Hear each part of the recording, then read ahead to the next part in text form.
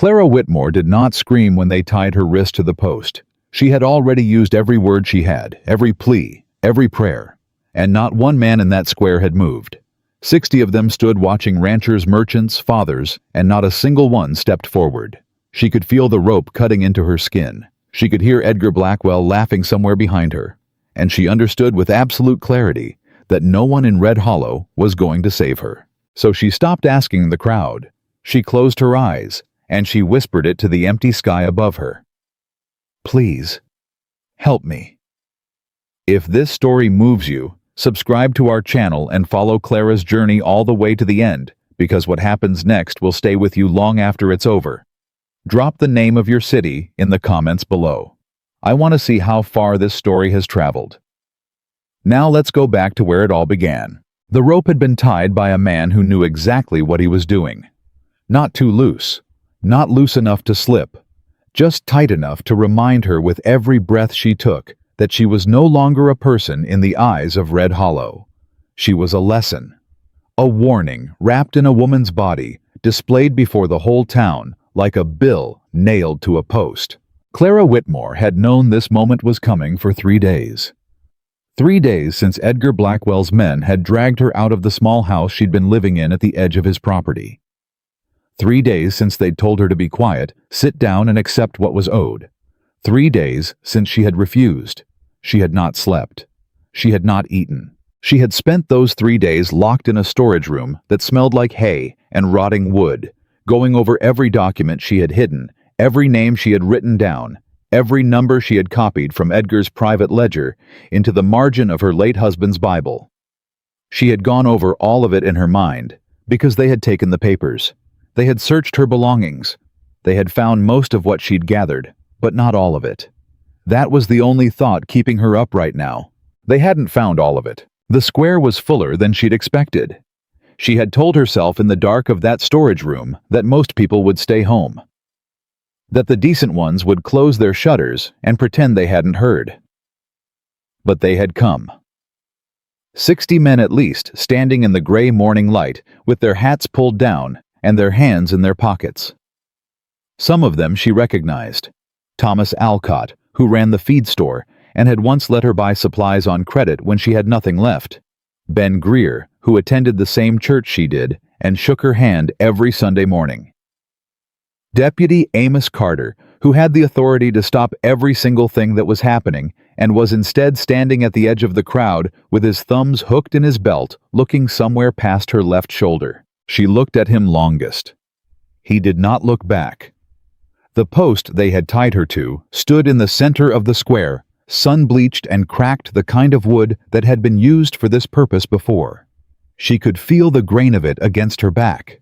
She could feel the iron hook somewhere above her wrists, the one they'd run the rope through to pull her arms higher than was natural. Her shoulders ached. She kept her chin up anyway. Edgar Blackwell stood to her right, a few feet back in the shade of the mercantile awning. He was a large man, wide through the chest, with the kind of face that had once been handsome, and now wore too many years of cruelty across it, like a second skin. He held a glass of water. He had been drinking it slowly, watching her with an expression of deep and satisfied calm, the way a man watches something he has spent a long time waiting to see. She had been married to his son for 4 years. For 4 years she had called this man family. Thomas, her. Thomas, not Edgar's version of Thomas, but the real one. The man who used to read to her by lamplight and argue passionately about water rights and laugh too loud at his own jokes. Thomas had loved his father the way a person loves something they know is broken but cannot stop hoping will one day be fixed. He had believed until nearly the end that Edgar was simply a hard man made harder by hard times. He had made excuses. He had kept the peace. He had asked Clara more than once to do the same. She had tried. Lord, she had tried. But Thomas was gone now, and trying had stopped being an option the moment Clara found the ledger. "You brought this on yourself," said a voice beside her. She turned her head. One of Edgar's ranch hands, a young man named Pete Dillon, barely 20 with a sunburned neck and nervous hands, was standing close enough that she could have stepped on his boot. He wasn't looking at her directly. He was saying it to the air beside her face, like he needed to say it somewhere without having to own it. "I know you think you were doing right," he said, "but you weren't. You don't understand how things work out here." "I understand exactly how things work out here," Clara said. Her voice came out steadier than she'd expected, steadier than she felt. "That's the problem." Pete flinched. He moved away. The executioner, she had no other word for him. Though she didn't know his name, didn't want to know. His name was a wide-shouldered man in a canvas coat who had arrived that morning with Edgar's party and said nothing to anyone. He was standing behind her far enough back that she couldn't see him close enough that she could hear him breathing. She focused on the crowd. She looked at every face she could find, not because she expected help, but because she refused to let them forget that she had looked at them, that she had seen them, that whatever happened in the next few minutes, she would carry their faces, and they would carry hers, and someday, she had to believe someday, that would mean something. Thomas Alcott looked at his boots. Ben Greer turned sideways and pretended to study the wall of the barber shop. Deputy Carter finally met her eyes. He held her gaze for 2 full seconds. Then he looked away. Something shifted in Clara's chest. Not despair, she had already moved past despair somewhere in the storage room. What she felt now was colder and cleaner. She felt the particular stillness that comes when a person has nothing left to lose and has finally accepted it. She was alone in this. She had always known she might be. She had told herself in the good moments, in the moments when she was copying numbers into the margins of that Bible by candlelight, that it might not come to this. That someone would speak up. That the deputy would remember his oath. That one of the ranchers who'd had land taken from him would finally connect what Edgar had done to him with what Edgar was doing to her. No one had connected anything. No one was going to. "You had your chance to leave quiet," Edgar said. He had moved. He was standing in front of her now, still holding the glass of water, still perfectly calm. Up close, she could see the small satisfaction in his eyes, the pleasure he was taking in this. And she understood for the first time that his patience over the past 3 years had not been restraint. It had been waiting. He had been waiting for her to push far enough that he could do this publicly visibly, in a way that would silence not just her, but every other person in this county who had ever thought about asking questions. "You should have taken the money and gone east," he said. "Thomas left you enough." "Thomas left me the ranch," Clara said. "He left me the water rights, and the north pasture, and the deed that has his signature on it, and yours on the line below, dated 6 months before the one you filed with the land office." She held his gaze. "You know which one I'm talking about." Something moved behind Edgar's eyes. Just a flicker. Then it was gone. "You're confused," he said pleasantly. "Grief does that." "I'm not confused, Edgar. I'm the only person in this square who isn't." He stepped back. He gave the man in the canvas coat a single nod. Clara heard the whip before she felt it. A sharp crack of leather against morning air, and then the white-hot line of it across her shoulders, and she bit down on the inside of her cheek so hard she tasted blood, because she had decided in the storage room that she would not give him a sound, not one. She had decided that if Edgar Blackwell wanted to break her publicly, he was going to have to do it in front of 60 men who heard nothing but silence. She held it. The crowd shifted. She heard someone clear their throat. She heard a boot scrape against the dirt. She heard from somewhere near the back a sound that might have been a woman's voice cut off before it became a word. "Again?" Edgar said. She was prepared for the second one. She was not prepared for the way her knees buckled for the involuntary gasp that escaped her before she could stop it for the sudden spinning quality of the square in front of her. She grabbed the rope above her wrists and held on. "Stop!" The word came from the road. One word. Quietly spoken.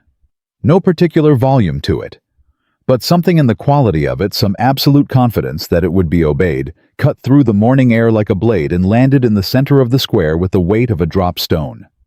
Clara looked up. A man on a gray horse had stopped at the edge of the crowd. He had positioned himself sideways so that his right hand rested loose near his belt, and he was looking at the man in the canvas coat with the kind of expression that had no hostility in it at all. Just certainty. The particular certainty of a man who has made a decision and is entirely at peace with whatever comes from it. He was not young, mid-30s maybe, with a jaw that needed shaving and trail dust on his coat, and eyes the color of the Montana sky, just before a storm, gray-blue, and absolutely still. He was not wearing a badge. He had no visible authority of any kind. He was just a man on a horse who had said one word. But the man in the canvas coat had lowered the whip. Clara noticed that first.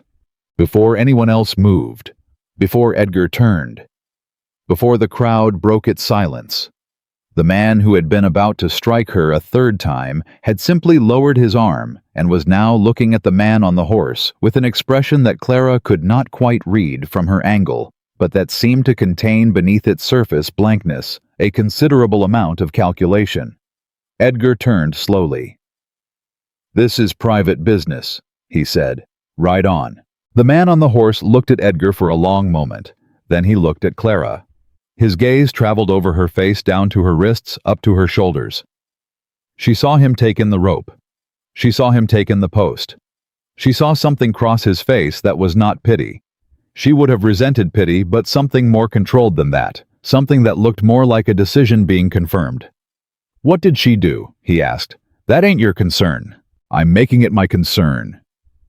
The man swung down from the horse in a single, easy movement and walked into the square. He walked slowly, not hurrying, not performing. He walked the way a man walks when he has nowhere to be and nothing to prove. He stopped about 6 feet from Edgar, and from that distance, Clara could see that he was taller than she'd realized, and that the gun on his belt was not decorative. "What did she do?" Edgar's face had gone the color of old brick. "She stole from me. She went through private records that don't belong to her and spread lies about my business dealings to anyone who'd listen." "That right?" The man glanced at Clara.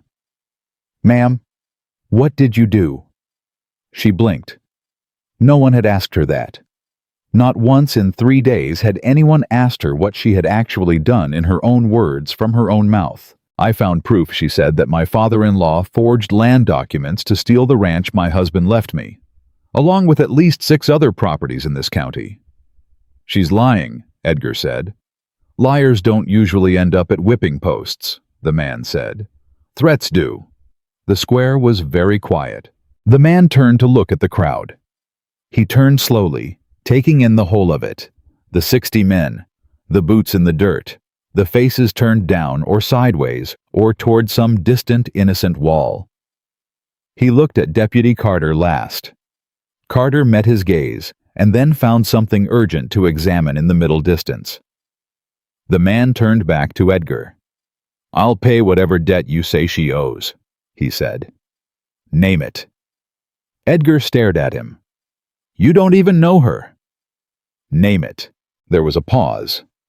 Edgar named a figure, an amount so far beyond what any sane transaction would require that it was clearly designed to be impossible. Clara could see it in his face when he said it. The satisfaction of naming something that couldn't be met. The anticipation of watching this stranger do the arithmetic and step back. The man in the canvas coat shifted his weight. The crowd leaned slightly forward. The stranger reached into his saddlebag. He counted out the amount in cash. He handed it to Edgar Blackwell without a word. Edgar stared at the money in his hand. Then he stared at the stranger. Then he looked at the money again, and Clara watched him search for a way to refuse it that wouldn't expose in front of 60 witnesses the fact that there had never been a debt, that this had never been about money at all. He took the money. "Cut her down," the stranger said. Nobody moved. "I said cut her down." He still hadn't raised his voice. He didn't need to. Something in the evenness of it was more persuasive than shouting.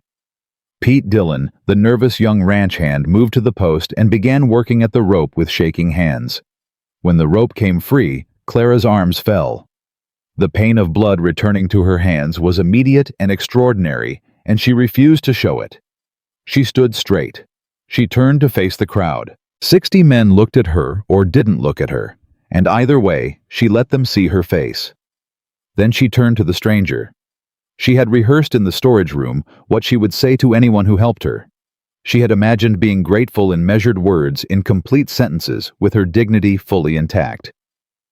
"I don't know you," she said. "No, ma'am." "I didn't ask for your help." "No, ma'am. You asked God. I happened to be closer." Something cracked in her chest. She pressed it down. "I will repay every dollar," she said. "We can talk about that later." He picked up the reins of his horse. "My name is Cole Mercer. My wagon's at the edge of town North Road. You walk when you're ready. I won't hurry you." He did not take her arm. He did not guide her anywhere. He simply turned and walked back toward the road, leading his horse behind him, without looking back to see if she followed. For a moment, Clara stood in the center of the square. Alone. Wrists raw. Shoulders burning. 60 men around her who had watched and said nothing, and would go back to their lives this afternoon and tell themselves they hadn't had a choice. She looked at Edgar one more time. He was still holding the money. His face was composed and cold and furious beneath the composure, and she could see now, with the clarity of a person who has nothing left to be afraid of, that he was not done with her. This was not over in his mind. The money meant nothing to him. He had taken it because refusing it would have been embarrassing, and Edgar Blackwell cared about appearances above almost everything.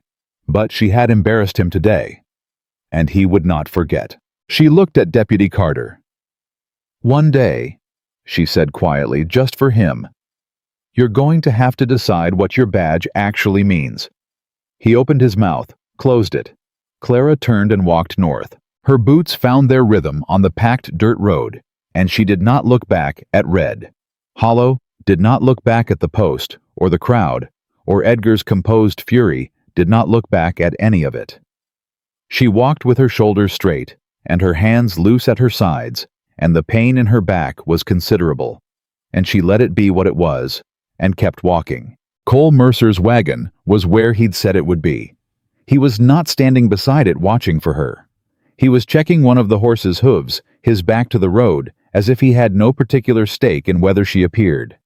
She appreciated that more than she could have explained. She stopped a few feet from the wagon. "Mr. Mercer?" He straightened. "Miss Whitmore, how did you know my name?" "Heard it in the square." She studied him.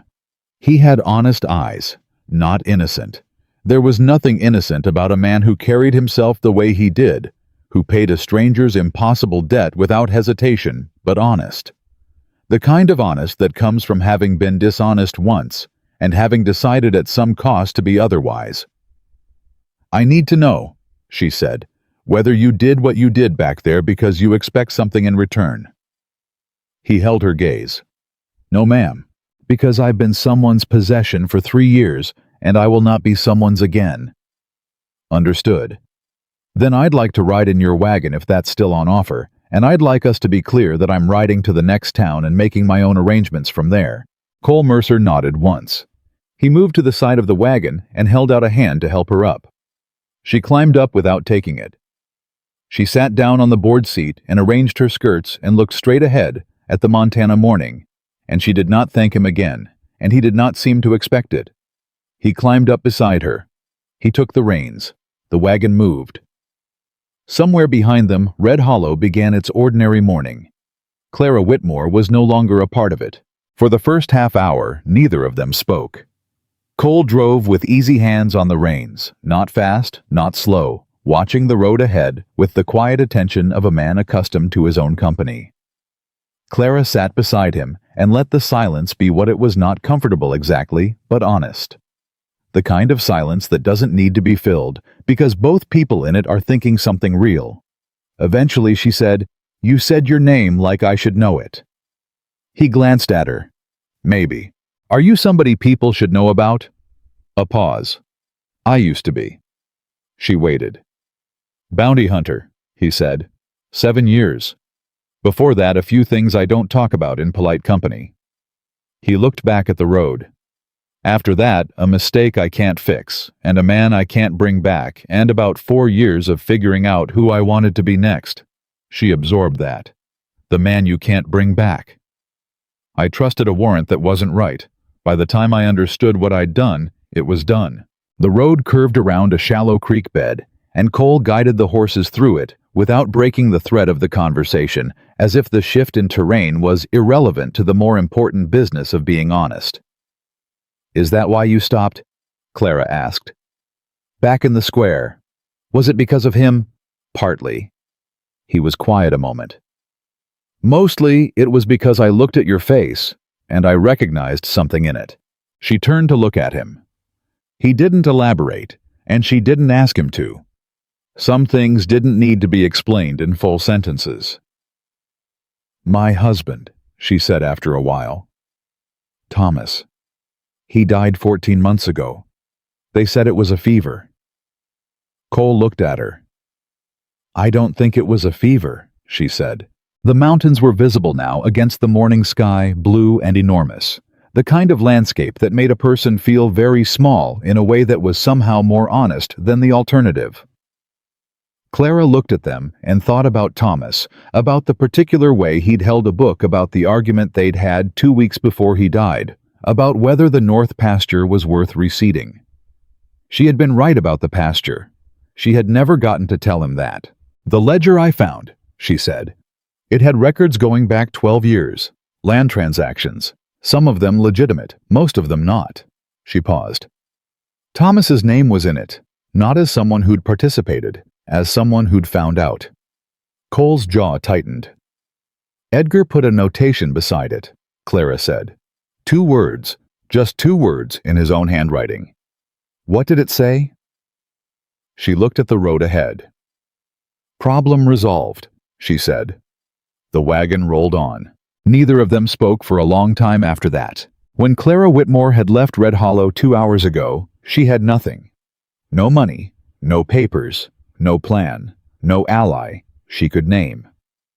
What she had was the memory of 12 years of Edgar Blackwell's crimes, written in a ledger she no longer possessed the knowledge of where one critical piece of that evidence was still hidden.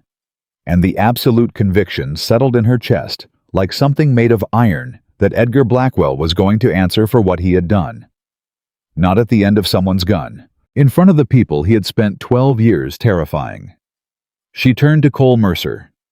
"Mr. Mercer," she said, "I need to change my plans." He looked at her. "How so?" "I'm not going to the next town." He waited. "I need to go back," she said. "Not today, not yet. But I need to go back, and when I do, I need to know that what I have will be enough to make people listen." She looked at her hands in her lap. "I know where more of the evidence is. I know where Thomas hid it before he died. I just need time and a safe place, and someone who knows this territory who isn't already in Edgar's pocket." Cole was quiet for a moment. "I have a ranch," he said. "It's not much. North of here about 2 hours. Safe enough." He paused. "It's an offer, not an obligation. You don't owe me anything for it." She looked at him directly. "I thought we established that I'd repay the money." "You can repay the money. And if I'm staying at your ranch while I do, then you're a guest, same as anyone." He met her gaze. "I don't need anything from you, Miss Whitmore. I'm not made that way." She studied him for the long time. She was looking for the thing behind the words, the calculation, the angle, the version of helpfulness that was actually ownership with better manners. She had learned to look for it. 3 years of Edgar's household had made her very good at looking for it. She didn't find it. She didn't entirely trust that she wasn't missing it. But she was tired, and her back hurt, and the only alternative was the next town with no money and no connections, and Edgar's version of her story already spreading through the telegraph lines. 2 hours north, she said. "Yes, ma'am." "Then that's where I'll go." She paused. "For now." Cole Mercer nodded. He looked back at the road. The wagon moved north, and Clara Whitmore, who had stood at a whipping post before 60 men that morning with nothing but silence and stubbornness, and one hidden piece of evidence she hadn't told anyone about, felt something stir behind her sternum, something fragile and furious, and not quite hope, but close enough to it that she decided for now to let it be. She had been broken before. She had gotten up before. She would get up again. And this time, she was going to make sure Edgar Blackwell had nowhere left to hide. Cole Mercer's ranch was not what Clara had expected. She didn't know exactly what she had expected. Something rougher. Maybe something that matched the trail dust on his coat and the careful way he held himself around her, like a man who had learned that taking up too much space got people hurt. But the place had an order to it that surprised her. Fences repaired with even hands. A garden along the south wall that someone had actually tended. A barn that smelled like horses and clean hay rather than neglect. She noticed all of it and said nothing. Cole brought the wagon to a stop and climbed down and held out his hand again, and again she didn't take it. She climbed down on her own and stood in the yard and looked at the property with the careful eye of a woman who had spent 4 years managing a working ranch and knew what she was looking at. "It's good land," she said. "It's enough land," he said. "There's a difference." She glanced at him. He was looking at the barn, not at her, and something in the way he said it told her the distinction mattered to him in a way that went beyond the practical. He showed her the house without ceremony. A room at the back with a latch on the inside of the door. He pointed to it without comment, and she understood that he was telling her something specific, that the latch was there and that it was hers to use, and that its existence was not an accusation, but a fact, and she appreciated that he didn't make a speech about it. "There's water on the stove," he said. "Towels on the shelf. I'll be in the barn if you need anything." He left. She stood in the small room and listened to his boots cross the floor and the door close behind him. And then she sat down on the edge of the narrow bed and allowed herself for the first time in 3 days to breathe. Her shoulders were still burning.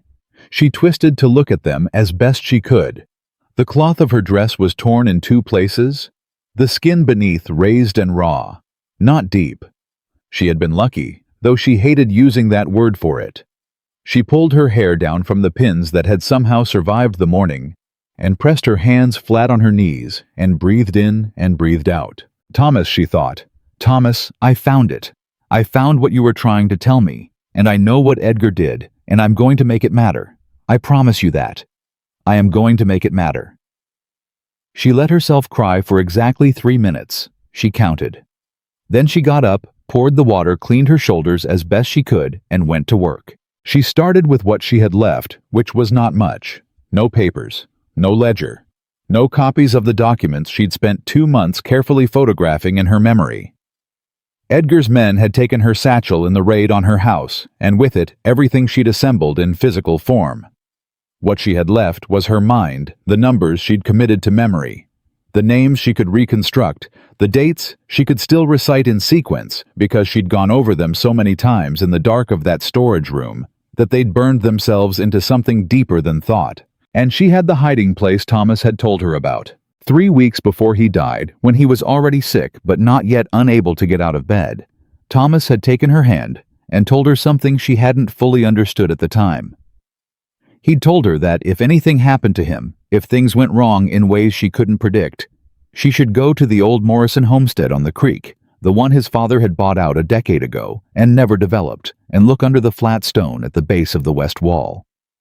He'd said it once. He hadn't repeated it. And then he'd squeezed her hand and changed the subject and talked about the north pasture, and she had filed the information away in that part of herself that held things she hoped she would never need, the part that had been getting fuller ever since she married into the Blackwell family. She had not gone to the Morrison homestead yet. She had been afraid that if Edgar found her going there, he would understand what she was looking for. She had been biding her time, waiting for a moment when his attention was elsewhere. She had not expected his attention to turn toward a whipping post before she got the chance. She pulled a piece of paper from the small desk in the corner of the room. Cole apparently kept paper and a stub of pencil there. Another thing she noted without commenting on, and she began to write. Not everything, just the framework, the names in order, the dates that mattered, the sequence of transactions that would allow someone who knew what to look for to follow the chain from Edgar's private accounts, to the forged land office records, to the 6 families who had lost property they should still have owned. She wrote for 2 hours. When Cole knocked on the door at sundown and told her there was food if she wanted it, she came out with 3 pages of notes and set them on the kitchen table, without explanation, and sat down. He looked at the papers. He looked at her. He put a plate in front of her and sat down across from her and did not ask. She ate. It was good simple but made with actual attention, which was more than she'd expected. She looked across the table at him and tried again to find the angle she was missing and couldn't find it. "You're trying to figure out what I want," he said without looking up from his own plate. She didn't deny it. "Yes. I told you, nothing."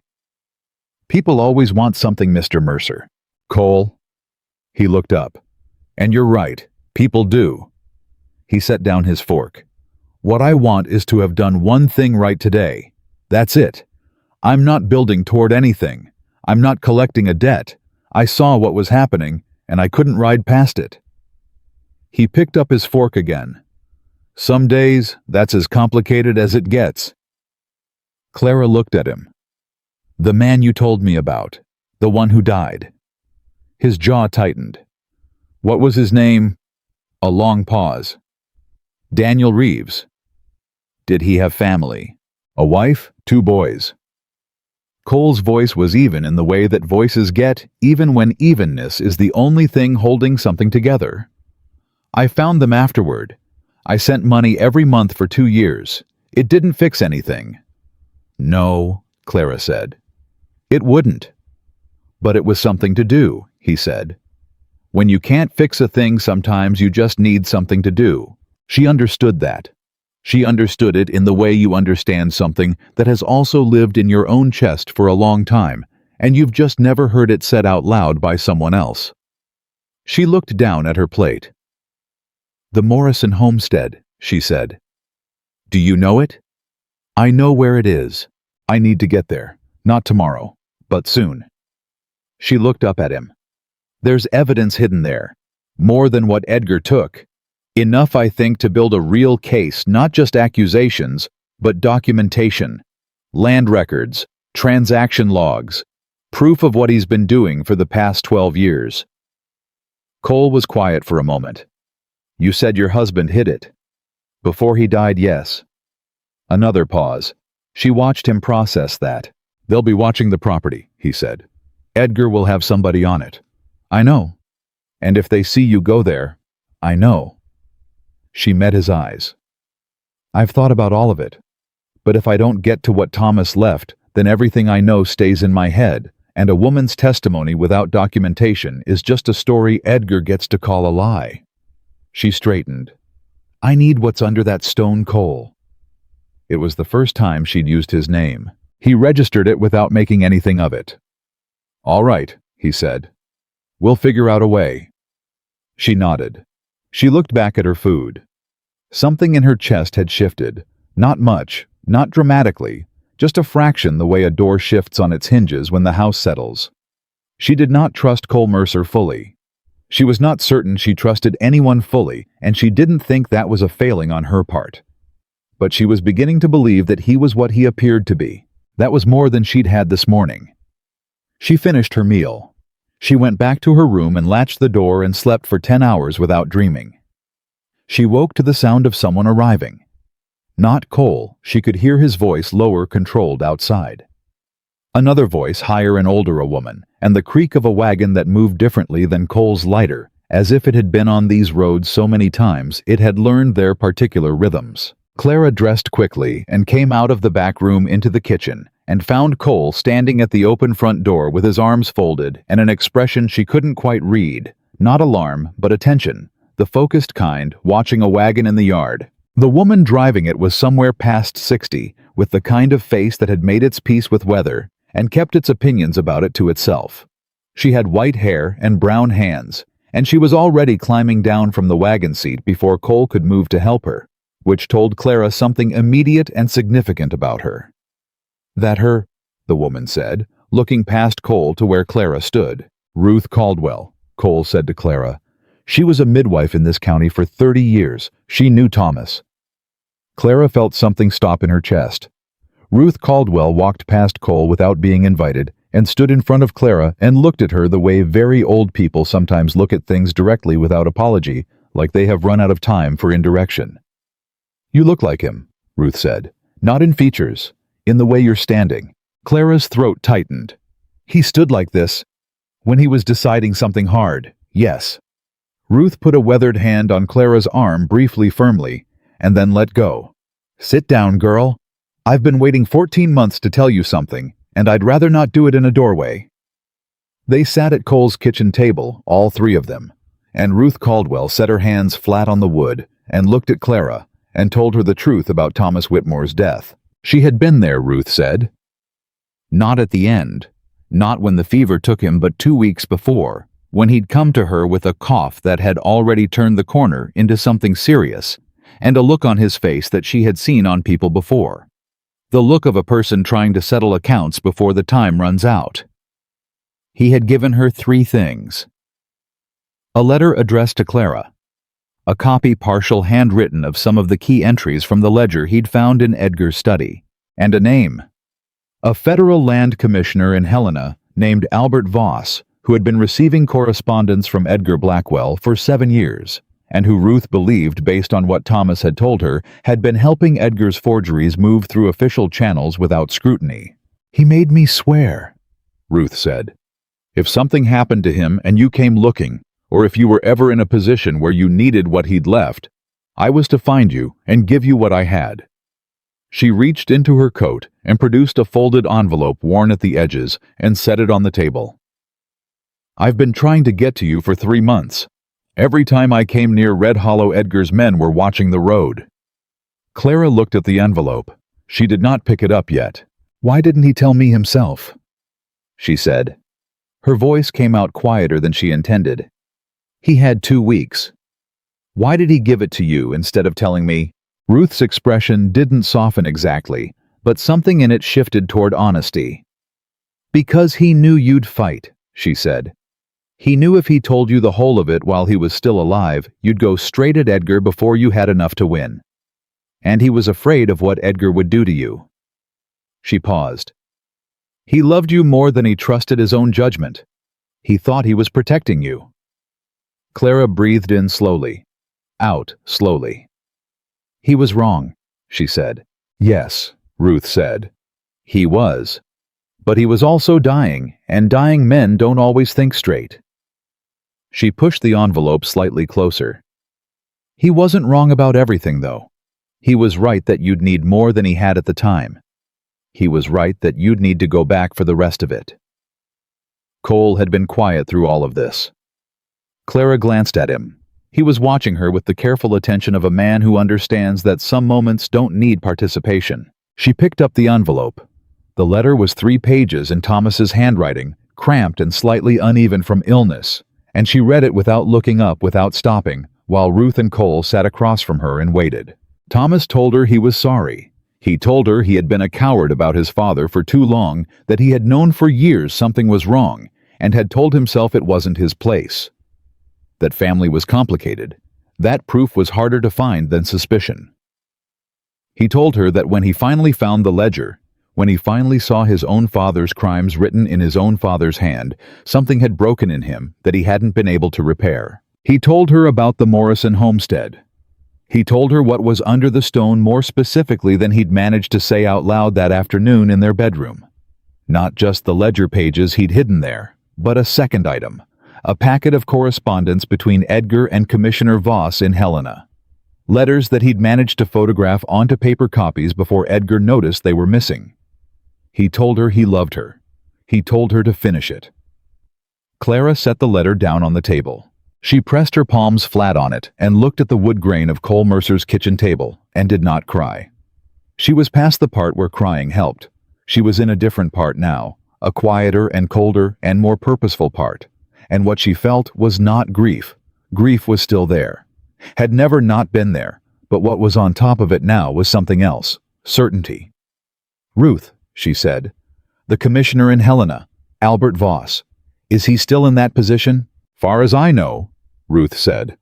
"But if Edgar's gotten to him, Edgar's gotten to everyone who was convenient," Clara said. "The question is, whether Voss covered his tracks well enough, or whether he's vulnerable. She looked at Cole. Do you know anyone in Helena? Anyone outside of Edgar's reach? Cole thought about it. There's a man, U.S. Marshal, James Whitaker. He came through this territory 2 years ago investigating a land fraud case in the next county. We crossed paths. He paused. He's straight. I'd stake considerable on it. Can you get a message to him? It'd take 4 days, maybe 5. Then we send it today. Clara looked at the partial ledger pages Ruth had laid on the table. She looked at her own 3 pages of reconstructed records. She looked at Thomas's letter. We build the case here with what we have, and then we go to the Morrison homestead and get the rest. And by the time Marshal Whitaker gets to Red Hollow, we have everything he needs to move on Edgar and Voss both. Ruth was watching her with something that wasn't quite a smile, but lived in the same territory. Thomas said you'd do this, Ruth said. He should have let me do it 14 months ago. Yes, Ruth said. He should have. Cole pushed back his chair and stood up. I'll write to Whitaker today, but you need to know something first. He looked at Clara steadily. Edgar's going to hear you're here. Probably already has. A man like that has ears everywhere, and I'm not exactly unknown in this county. He paused. When he finds out where you are, he'll come. Or he'll send people, and whatever move we're planning, we're going to have to make it before he does. Clara had already been thinking about this. She had been thinking about it since before she finished eating last night, turning the timeline over in her mind, measuring the distance between what she had and what she needed, and how long it would take Edgar to understand that she was not running, that she was regrouping. He was smart enough to tell the difference. He would not give her long. How far is the Morrison homestead from here? She asked. An hour on horseback. Tonight. Cole looked at her. Tonight. Ruth shook her head. Edgar will have men on that road after dark. Then we go around the road, Clara said. Is there another way? Cole was quiet a moment. There's the creek bed. Longer. Rougher. But it runs along the back edge of the Morrison property and comes up from the south. Anyone watching the main road wouldn't see it. Then that's the way we go. Clara stood up and began gathering the papers from the table. Ruth, the handwritten copies you have, are they the pages that show the Hennessy land transaction and the Alcott family? Ruth sorted through the pages carefully. Hennessy, yes. Alcott, partial. Partial is enough for now. It corroborates what I can reconstruct from memory. Clara looked at both of them. Thomas knew what he was doing when he split the evidence. Edgar could take any one piece, and it might not be enough, but all of it together. All of it together, Cole said, makes a case a federal marshal can take to a judge in Helena. Yes. Clara looked at him. Are you in? He looked back at her. Miss Whitmore, he said, I paid a considerable amount of money this morning for the privilege of being involved in this. I'm in.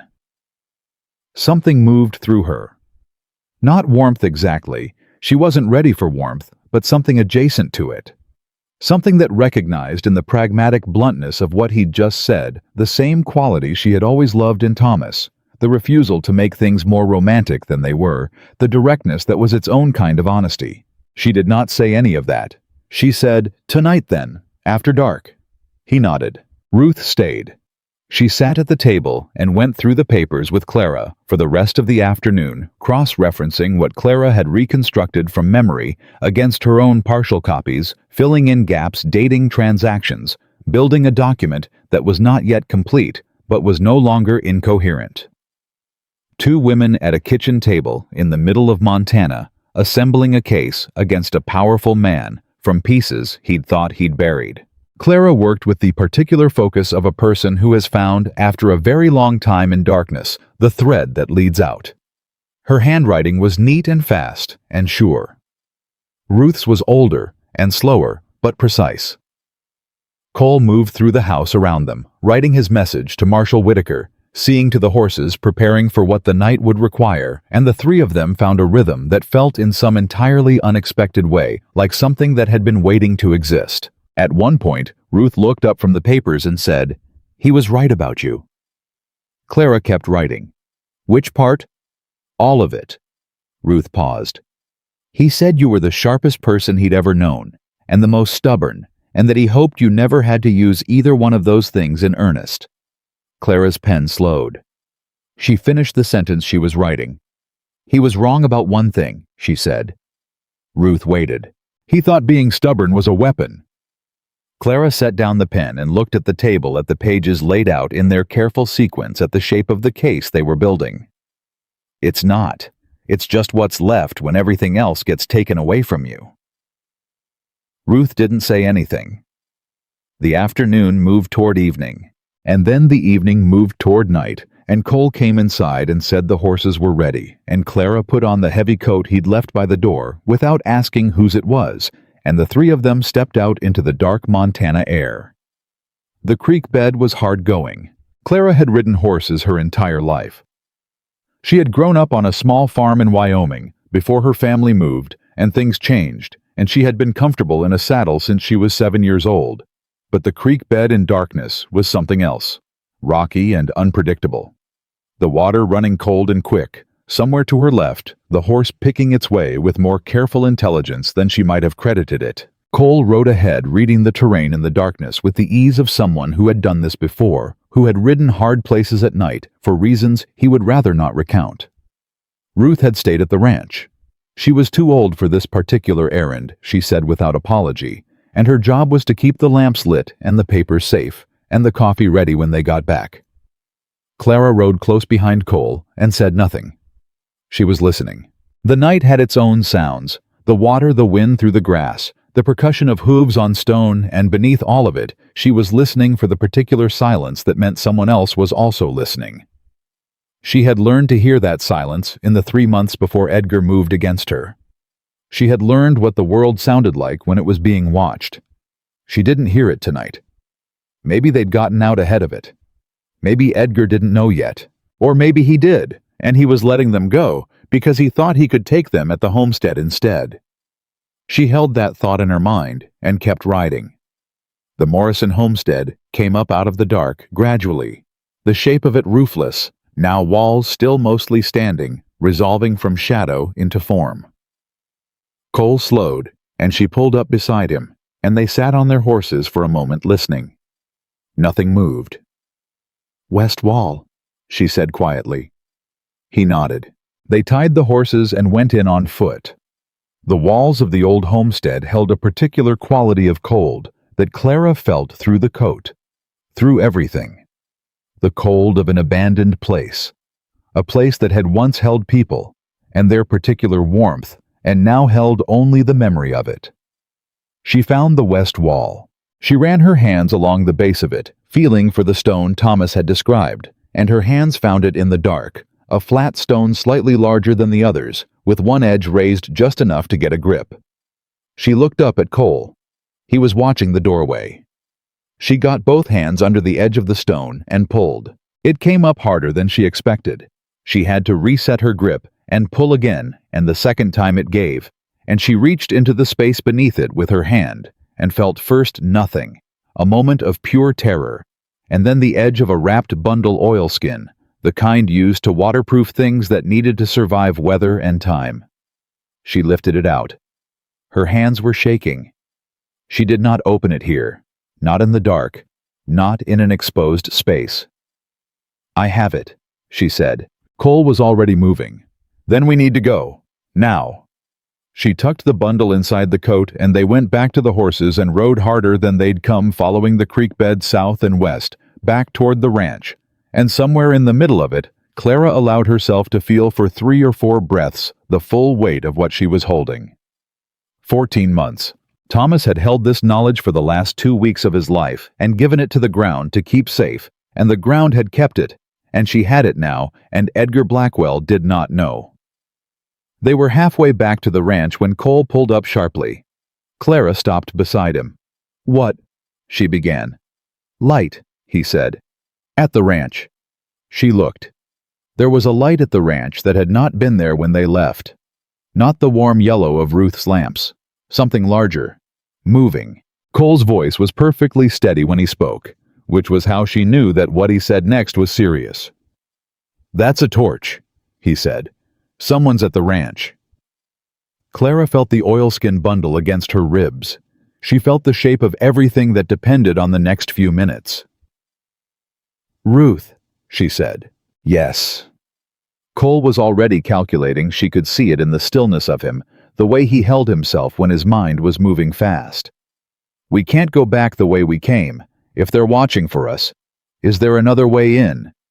"There's the north side, through the timber, but it'll add half an hour. Then we go north." She didn't wait for him to agree. She turned her horse and found the darker tree line to the north and pushed into it, and Cole came behind her, and somewhere ahead of them, Ruth Caldwell was alone in a ranch house with Edgar Blackwell's men and a table covered in evidence. Clara rode faster. The timber was dark and close, and she navigated it by sound and instinct, and the particular stubbornness that Ruth had called a weapon, and that Clara knew was just what was left after everything else was stripped away. And she thought about Thomas, about the north pasture, about all the ordinary arguments they would never finish, and she rode toward the light. She was not afraid, she was decided. And in the end, that was the same thing. The north side of the timber was darker than anything Clara had ridden through in a long time. She didn't slow down. Her horse found its footing on instinct, and she led it, keeping her body low and her mind fixed on the light she'd seen through the trees. The torch. The moving torch. The particular kind of light that men carried when they were looking for something and didn't care who saw them looking. Cole was right behind her. She could hear his horse breathing, could hear the controlled discipline of a man riding hard without making unnecessary noise, and she was grateful for that, without having time to say so. The timber broke open, and she pulled up at the edge of it, maybe 40 yards from the north side of Cole's ranch house.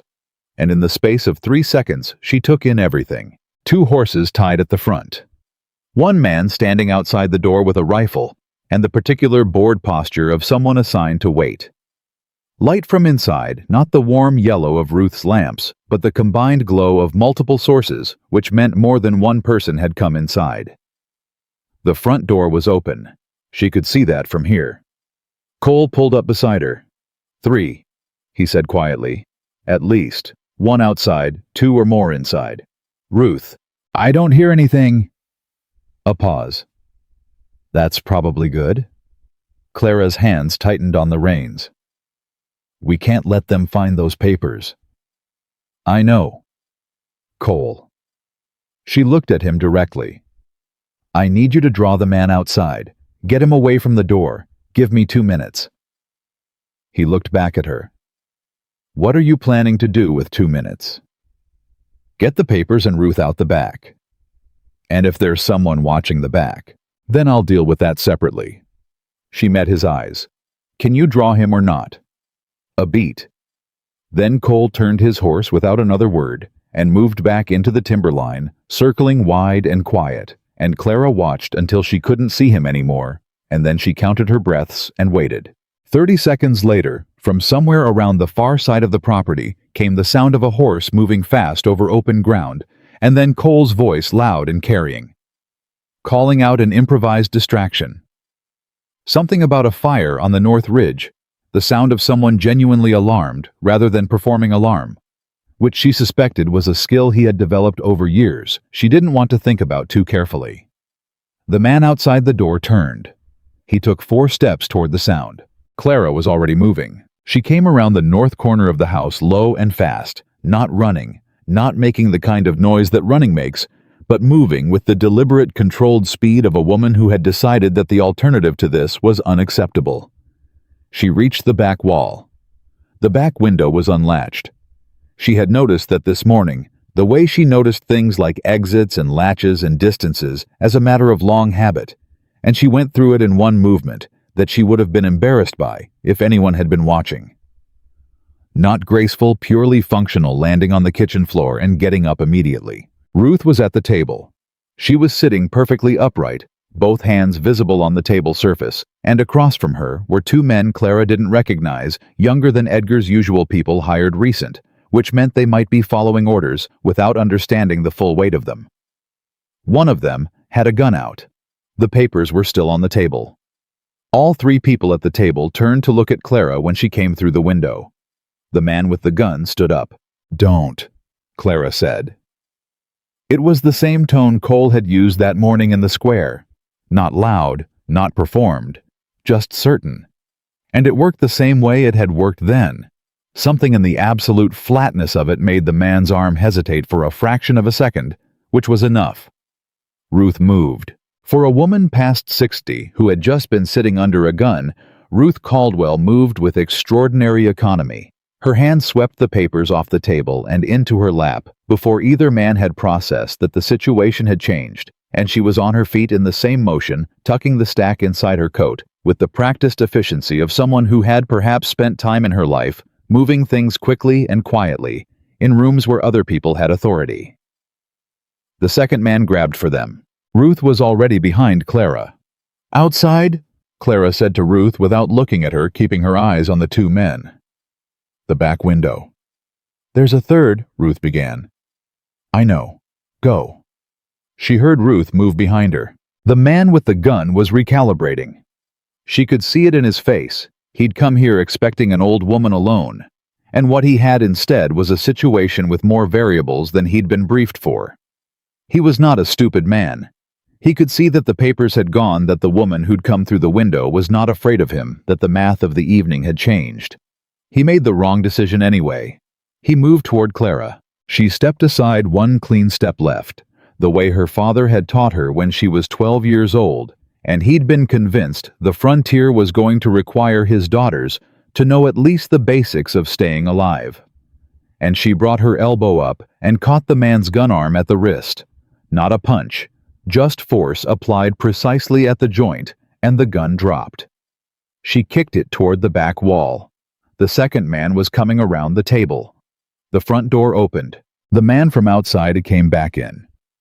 Cole's distraction had bought less time than she'd hoped, and for approximately 2 seconds, the room contained Clara, 2 of Edgar's men, and a third one in the doorway, and the geometry of it was bad.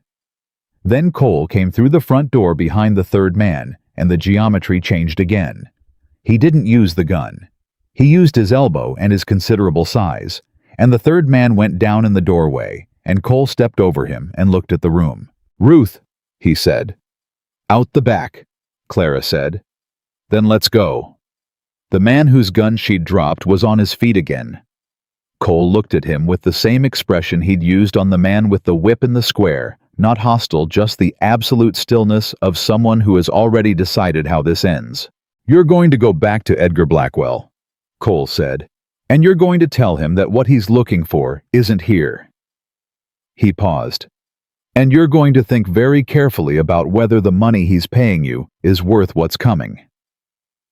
The man looked at him, looked at Clara, looked at the doorway where the third man was sitting up and holding his head. He didn't say anything. Cole and Clara went out the back window. Ruth was in the yard, slightly out of breath, the papers still pressed inside her coat, with both arms crossed over them like she was holding something alive. She looked at Clara when she came out and said, "That took longer than 2 minutes. I ran into complications. I noticed." Ruth straightened. "Are we leaving?" "Yes," Cole said, coming through the window behind Clara. "Right now. We can't stay here tonight. They'll be back with more." He looked at Clara. "Do you still have the bundle?" She pressed her hand to her ribs. The oilskin was still there, solid and real under the coat. "Yes." "Then we have everything." "Where are we going?" Ruth asked. Cole was already moving toward the horses. "I know a place. About 3 hours north. Old line camp, nobody uses it this time of year. We can work there and nobody will find us." He untied the horses and handed Clara her reins. "It'll be cold. I have blankets." "Cole." Clara caught his arm as he turned to mount. He stopped. She looked at him and tried to find words for what she needed to say, which was something about the way the last 3 hours had gone, about the window and the elbow and the 2 seconds of terrible geometry in that kitchen, about the fact that she had made a decision without consulting him and he had followed it without complaint. She didn't find the right words. She said, "Thank you." He looked at her for a moment. Then he said, "Get on your horse, Miss Whitmore." She got on her horse. The 3 of them rode north. The line camp was cold as promised. Cole built a fire without ceremony, and Ruth set the papers out on a rough wooden table, and Clara unwrapped the oilskin bundle with hands that were steadier than they had any right to be at 2 in the morning after the night she'd had. And in the small ring of firelight, they looked at what Thomas Whitmore had hidden under a stone in the west wall of an abandoned homestead and kept safe for 14 months. It was more than she'd expected. Thomas had been meticulous in a way that she recognized as love, not the romantic kind, though that had been there too, but the kind that expressed itself in precision, in care, in the particular attention of a man who understood that the difference between enough and not enough might be a single document. He had photographed the key pages of Edgar's private ledger onto paper copies.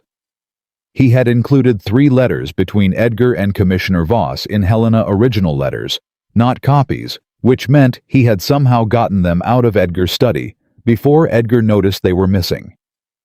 He had written in a separate envelope sealed with wax a sworn statement of what he'd found, and when dated and signed in a handwriting so careful it looked almost formal, like he understood that his signature on that document might be the last useful thing he ever did. Clara read the sworn statement twice. She folded it carefully and set it apart from the other papers. "He knew," she said. She wasn't talking to either of them specifically. She was talking to the room to the fire, to the particular silence of a place where nobody could hear her. He knew he wasn't going to make it. He'd already accepted it. Ruth was quiet. "He was protecting me," Clara said. "He thought if I didn't know the full extent of it, if he kept me at arm's length from the worst of it, Edgar wouldn't see me as a threat." She pressed the heels of her hands against her eyes for a moment. "He was wrong." "He was also right," Ruth said gently. "You weren't ready 14 months ago. You didn't have what you have now." "What do I have now that I didn't have then?" Ruth looked at her across the table. "Everything he left you. Everything you built from it. And someone who isn't in Edgar's pocket sitting 3 feet away from you." Clara lowered her hands. Cole was looking at the correspondence between Edgar and Voss.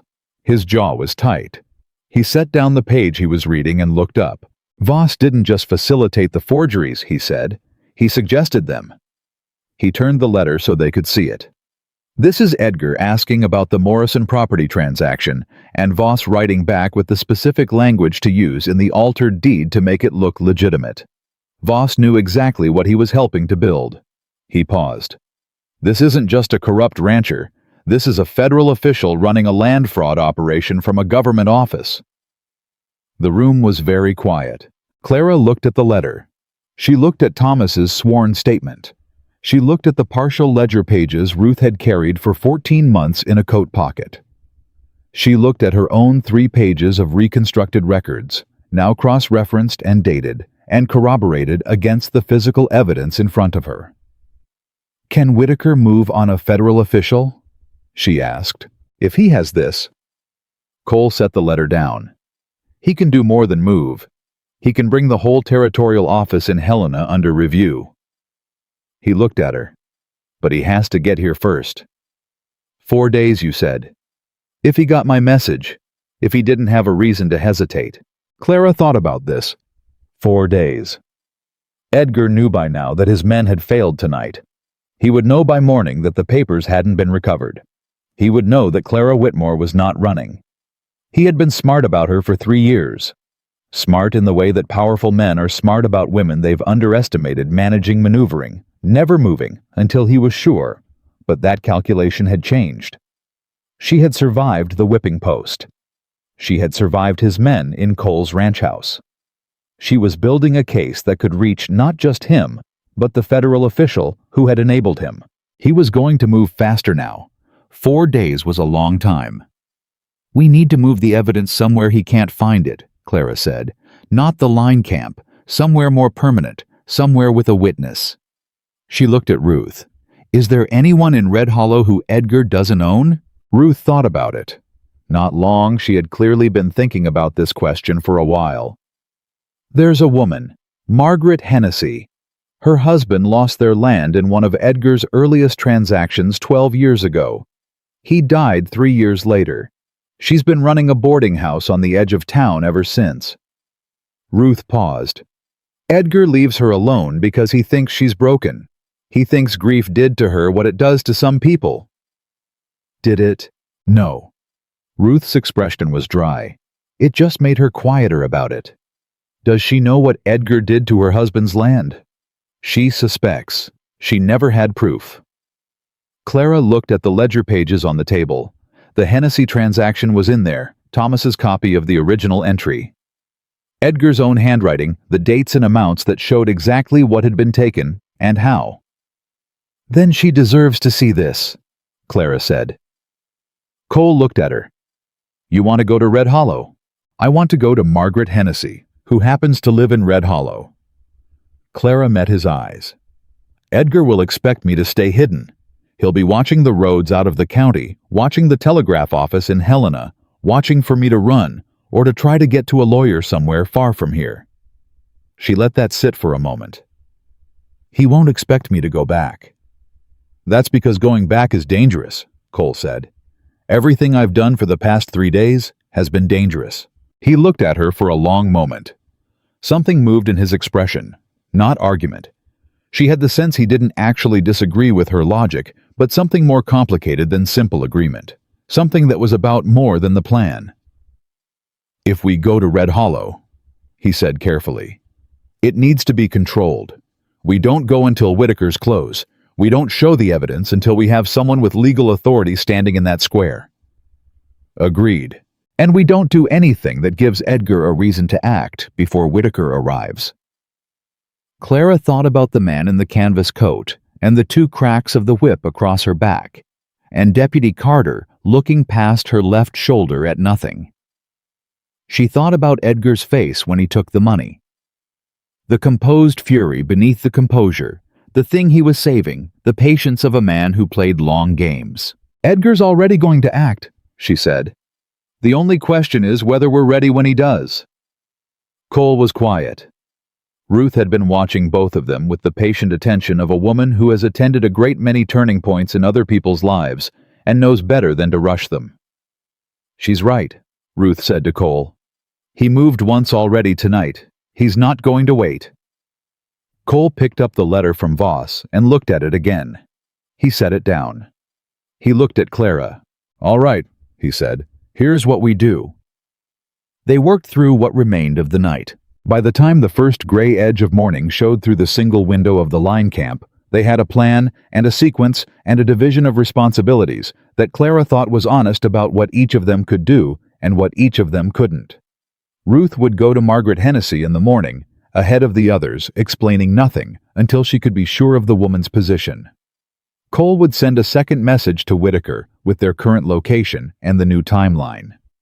Clara would spend the day organizing the evidence into a formal document, not just a collection of papers, but a structured case, the kind that a marshal could put in front of a judge without requiring translation. It was the kind of work she had been quietly trained for by years of managing Thomas's business accounts, by the particular discipline of keeping numbers honest in a world where numbers were regularly dishonest. She was good at it. She had always been good at it. And she thought working through the ledger copies by firelight while Cole slept for 2 hours in the corner, and Ruth dozed in the chair that Thomas had known she was good at it. That this, too, had been part of what he'd been thinking when he sealed that oilskin bundle and put it under the stone. He'd been betting on her specific strengths. He'd been right. She hoped wherever he was that he knew. By mid-morning, Ruth had gone.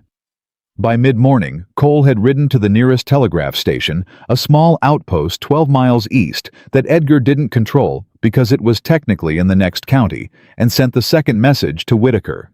By mid-afternoon, Clara had a complete document. 31 pages. Organized chronologically cross-referenced with footnotes that cited the specific physical evidence corresponding to each claim.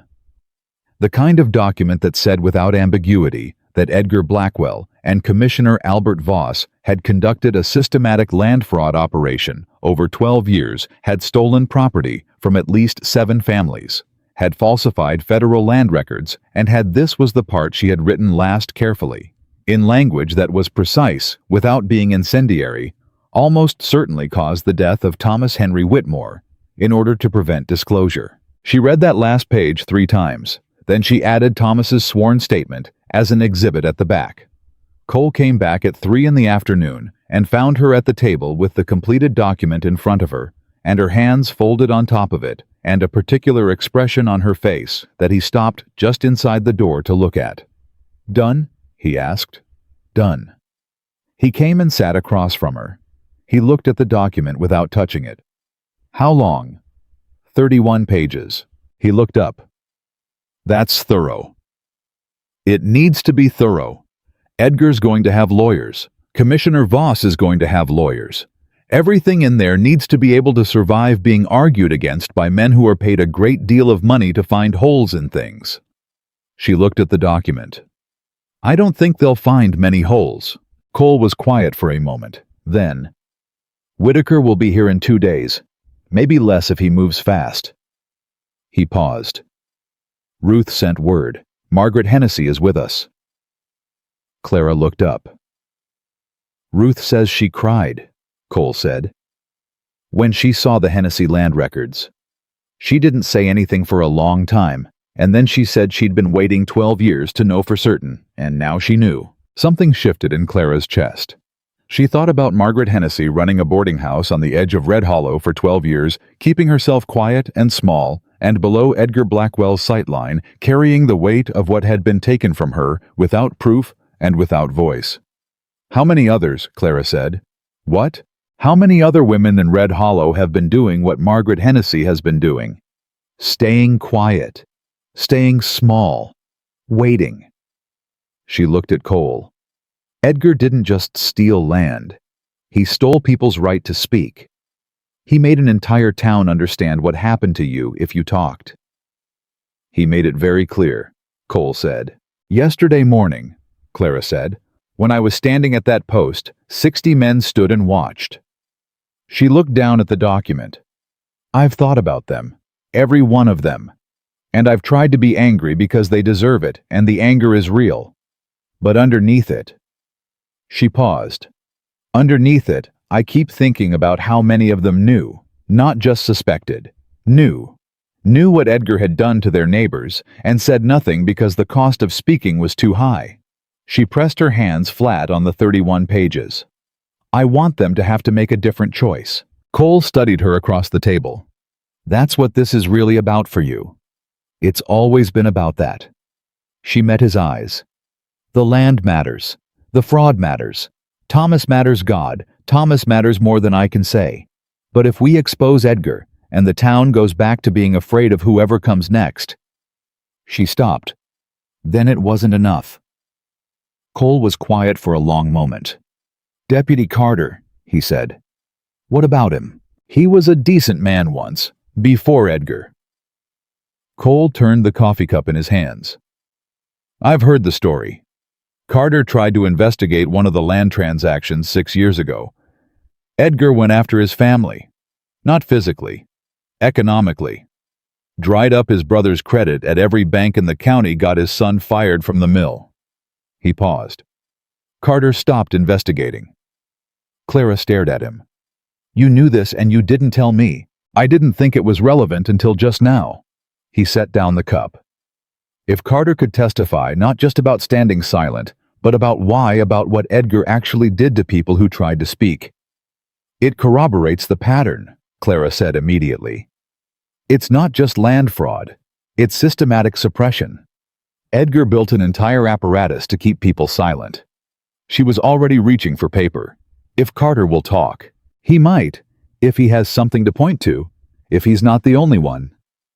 Cole looked at her. "You said you wanted the town to make a different choice." "Yes. People make different choices when they don't feel like they're making them alone." Clara looked at him. He wasn't saying anything she didn't know. He was saying it in a way that made it feel like something more than strategy, like something he had learned personally at a cost she could hear beneath the words. "You weren't alone either," she said, "when you made your different choice. You had Daniel Reeves to answer to, even after he was gone." Cole's expression changed. "Not much, but enough." "Yes," he said quietly. "That's exactly right." They looked at each other across the table and the document and the accumulated weight of everything the last 3 days had carried. And Clara thought that this was a strange and very specific kind of trust that was building between them. Not the trust of people who had known each other long or well, but the trust of people who had seen each other make hard choices under pressure and recognize something in those choices that they could rely on. She was still not ready for warmth, but she was ready for this. 2 days, she said. 2 days. Cole agreed. What neither of them knew in that line camp in the particular quiet of the Montana afternoon was that Edgar Blackwell had stopped waiting. He had made 2 decisions that morning. The first was to stop sending hired men after Clara Whitmore and handle the situation himself. The second was to use the one piece of leverage he had not yet used, the one that had nothing to do with money or men or whipping posts. He had sent a rider to Helena, not to warn Voss already knew enough to be afraid. To call in the territorial judge who had been in Edgar's debt for 9 years and had always until now been sufficient. The judge's name was Harold Crane. He had ruled in Edgar's favor 4 times. He was arriving in Red Hollow in 36 hours, and when he arrived, Edgar was going to file charges not against himself, but against Clara Whitmore. Falsification of records, defamation, theft of private documents from the Blackwell estate. He had a lawyer who would make the charges sound credible. He had Harold Crane, who would make them official. And he had the original whipping post in the center of Red Hollow, which he was fully prepared to use again this time with proper legal sanction. He was going to move before Whitaker arrived. He was going to move before Clara finished whatever she was building, and he was going to make absolutely certain that when it was over, no one in Red Hollow would ever think her name without thinking of what happened to people who challenged Edgar Blackwell. He didn't know that Clara already had 31 pages. He didn't know about the Morrison homestead. He didn't know about Commissioner Voss's letters in Thomas's oilskin bundle. He didn't know about Margaret Hennessy or Ruth Caldwell, or the particular quality of a woman who had stood at a whipping post before 60 men and refused to make a sound, and counted her minutes of grief and then gotten up and gone to work. He knew he had more power than she did. He had always had more power than the people he destroyed. He had forgotten that power was not the same thing as being right, and he had never understood that there was a particular kind of person, the kind who had lost everything, rebuilt from nothing, found the thread and followed it, for whom the gap between power and justice was not a reason to despair. It was a reason to move faster. Clara Whitmore picked up the completed document. She held it in both hands. She looked at Thomas's sworn statement, visible at the back where she had positioned it deliberately, so that it would be the last thing anyone read. And she made a decision. She was not going to wait for Whitaker to come to her. She was going to go to Red Hollow first. She was going to put this document where Edgar Blackwell could not make it disappear. And she was going to do it before 36 hours were up. "Cole," she said. He looked at her. "We need to change the plan." Cole did not argue with her. That was the first thing she noticed. She had expected him to push back to lay out the risks in careful order, to remind her that Whitaker was 2 days out to tell her that walking into Red Hollow, before they had federal authority behind them, was the kind of decision that got people killed. She had her counter-arguments ready. She had rehearsed them in her head while she was finishing the last page of the document. He didn't give her the chance to use them. He just looked at her for a long moment, and then he said, "When?" She blinked. "Tonight. Late. After Edgar's men have settled in for the night and before the judge gets close enough to make anything official." "Where do you want to put the document?" "Margaret Hennessy's boarding house. Ruth says she's with us. It's the one place in Red Hollow where we can leave something and know it won't end up in Edgar's hands by morning." She paused. "And I want copies. At least 2 more. One to leave with Margaret, one to send to the territorial newspaper in Helena tonight before we go anywhere near Red Hollow." Cole was already on his feet. "I can get copies made at the telegraph outpost. They have a press, nothing big but enough." "How long?" 3 hours there and back." "Then go now. I'll have everything packaged when you return." She looked at him directly. "Cole, The newspaper is important. Maybe more important than anything else. If Edgar moves against us before Whitaker arrives and the newspaper already has the document, then he can't make it disappear, Cole finished. Even if he gets to Whitaker, even if Crane signs something, it's already out. Yes. He picked up his hat. He looked at her one more time. That look she was beginning to recognize, the one that was not pity and not admiration exactly, but something more specific than either the look of a man who finds a particular kind of person genuinely remarkable and is careful not to say so in a way that makes it about him.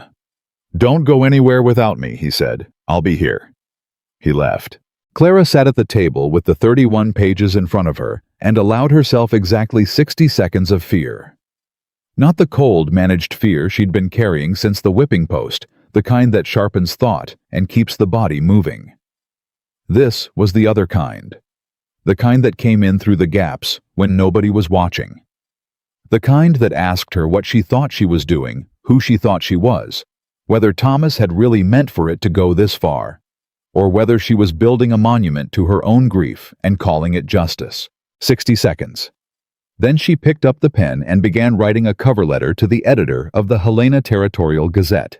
She wrote it the way she had written the document, precisely without embellishment, with every claim supported by a citation to the specific evidence. She was not writing for emotion. She was writing for record. She was giving an editor enough to know that what she was sending him was not the grievance of a desperate woman, but the documented case of a systemic fraud, and that printing it was not a risk, but a responsibility. She signed it with her full name, Clara Ann Whitmore, widow of Thomas Henry Whitmore, formerly of Red Hollow, Montana Territory. She folded it and set it on top of the document. Then she wrote a second letter. This one shorter, this one harder. It was to Deputy Amos Carter. She had been thinking about what Cole had told her about Carter's brother's credit about his son at the mill, about the 6 years Edgar had spent making Carter understand what happened to people who looked too closely. She had been thinking about the 2 seconds in the square when Carter had met her eyes and then looked away, and about what she had said to him as she walked past. "One day, you're going to have to decide what your badge actually means." She wrote to him now and told him that the day had arrived sooner than either of them had expected, and that she was not writing to shame him, and that she understood the difference between a man who chose silence out of cowardice and a man who chose it because the cost of speaking had been made unbearable. She told him she understood that distinction because Thomas had made the same calculation, and it had killed him, and she had spent 14 months trying to decide whether to be angry about it or to understand it, and she had finally concluded that both were true and neither one canceled the other out. She told him what she had, not in full detail enough. Enough for him to understand that this was not a woman with accusations. This was a woman with evidence, a federal marshal en route, and a newspaper in Helena that was going to receive a copy of 31 documented pages before morning. She told him that she was not asking him to be a hero. She was asking him to be a deputy. She sealed the letter and set it with the others. She sat back. Outside the line camp, the Montana afternoon was doing what Montana afternoons did in late autumn, moving toward cold and dark with the straightforward efficiency of a landscape that had no interest in sentiment. Clara could hear the wind. She could hear the horses. She could hear the particular quality of silence that a place has when a person is in it alone and the person is not afraid. She was not afraid. She was something else. Something she didn't have a clean word for, the state you arrive at when you've passed through enough fear that it stops being the primary fact and becomes just one of several facts. The way pain becomes background noise when you've been in it long enough and your mind decides it has more important things to do. She thought about Thomas. She thought about the specific weight of his hand when he held hers, the way he'd grip slightly too tight when he was worried about something, and slightly too loose when he was trying to pretend he wasn't. She thought about the last real conversation they'd had before he got sick, the one about the north pasture, the argument she'd won and never gotten to finish. She thought about the fact that he had spent the last weeks of his life putting pieces in place for a woman he believed in more than he'd ever managed to say clearly enough. She had been angry at him for that, for keeping her at arm's length, for deciding on her behalf what she could handle. She was still a little angry, But sitting here with 31 pages under her hands, she thought maybe anger and grief and love were not as separate as she'd always thought. Maybe they were just different shapes of the same fundamental refusal to accept that something had ended. Maybe what she'd been carrying for 14 months was not the absence of Thomas, but the insistence of him, the ongoing argument, the north pasture, the thing between them that hadn't finished yet, and that she had finally found a way to finish. She heard hoofbeats. She was on her feet before she'd made the decision to stand the letters in her hand, listening. But the rhythm was wrong for trouble too, even too unhurried. And then Cole's voice came from outside, calling her name in the particular tone of a man who has news and is not sure yet whether it is good or bad. She went to the door. Cole was dismounting faster than usual. "Whitaker's already moving," he said. "I got to the telegraph outpost and there was a message waiting. He received my first letter 2 days ago and he'd already started north. He's a day out, maybe less." Clara stared at him. "He's already coming." He was already suspicious about Voss. Apparently our situation in Red Hollow wasn't the first complaint he'd received about the Helena land office. It was just the first one with someone alive and willing to testify. Cole came inside and took the copies she'd prepared from her hands and looked at them. "He wants us to hold our position until he reaches us. We can't." Clara told him about Crane, about the 36-hour window, about what Edgar was going to do with a territorial judge in his pocket, and a lawyer and the original whipping post standing in the center of the square. Cole listened without interrupting. When she finished, he was quiet for a moment. "If we go in before Whitaker, we go in before Crane gets there," Clara said. "Crane arrives in 36 hours. Whitaker arrives in maybe 24. If we move tonight, we put the document somewhere safe. We make sure the newspaper has the story. And by the time Crane arrives tomorrow afternoon, there's already a federal marshal in Red Hollow with 31 pages of documented evidence and a copy on its way to print." She looked at him. "Edgar is counting on the sequence going his way. We change the sequence." Cole thought about it. She watched him do it, the careful, methodical quality of his thinking, the way he worked through a problem from multiple angles without letting urgency collapse the process. It was one of the things she had noticed about him from the beginning, that he was not a man who moved fast because he was afraid of being slow. He moved fast when fast was correct, and slow when slow was correct, and the difference between the two was always deliberate. "The copies first," he said finally. "I'll go back to the telegraph outpost and send the newspaper copy tonight. Then we go to Red Hollow separately, you with Ruth, me coming in from the other side, less visible than arriving together." "Margaret Hennessy's boarding house." "Yes." He paused. "And Carter." Clara held up the sealed letter. "Already written." He looked at the letter. He looked at her. "You're 2 steps ahead of me." "I've been thinking about this for 3 days," she said. "You've been thinking about it for 1 afternoon." Something moved across his face, not quite a smile, but the closest he'd come to one in her presence. She noticed it the way she'd been noticing things about him for the past 3 days, not cataloging them exactly, not analyzing them, just registering them the way you register the details of a place you might need to navigate in the dark. "All right," he said. "We move tonight." They moved tonight. Ruth met them at the edge of Red Hollow at the hour between midnight and morning, when the town was at its most honest, quiet, and ordinary, and stripped of the performance of itself that it put on during daylight hours. Clara rode beside her, and the 2 women came into town from the south, while Cole circled to the north, and the arrangement felt right to Clara in a way she couldn't have explained to anyone who hadn't spent 3 days rebuilding a case from nothing. Margaret Hennessy answered the door before they knocked. She had been waiting.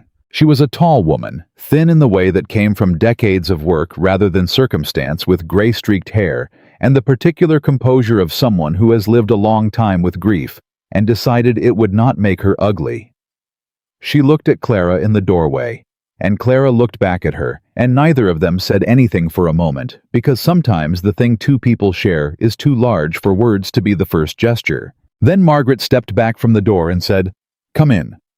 She had coffee ready. She had a lamp turned low. She had a loose floorboard in the back room that she lifted without being asked, showing a space beneath that she had clearly used before for keeping things she needed to keep. "My husband used to hide his account books there," she said. "Edgar's men went through this house twice in the year after he died. They never found them." She looked at the document Clara set on the table. "Is that what I think it is?" "It's documentation of every land transaction Edgar falsified going back 12 years, Clara said. "Including your husband's property." She paused. "The original entry is on page 7, in Edgar's own handwriting." Margaret looked at the document. She did not pick it up immediately. She stood with her hands at her sides and looked at it the way Clara had looked at Thomas's oilskin bundle, the look of someone who has been waiting for a thing for so long that its arrival requires a moment before the body catches up with the fact. Then she picked it up. She turned to page 7. She read it. She set it down. 12 years, she said. Her voice was completely steady. "I want you to know I never stopped knowing. Not for a single day." "I know," Clara said. "Roy died thinking nobody would ever see this." "Roy was wrong." Margaret looked at her. Something passed between them that Clara could not have named, but recognized the particular recognition of a woman who has been told for a long time that what she knows is not sufficient by people who were afraid of what she knew. "What do you need me to do?" Margaret asked. "Keep this safe until morning. The marshal arrives tomorrow, maybe sooner. When he gets here, this document goes directly to him." Clara paused. "And I need to know if there are others. Women in this town who lost something to Edgar and stayed quiet because they didn't have a choice. I need to know if they'd be willing to stand up." Margaret was quiet for a long moment. Then she said, "How many do you want?" Clara blinked. "How many are there?" "In this town alone, 6 that I know by name who will talk if someone gives them a reason to believe it's worth it."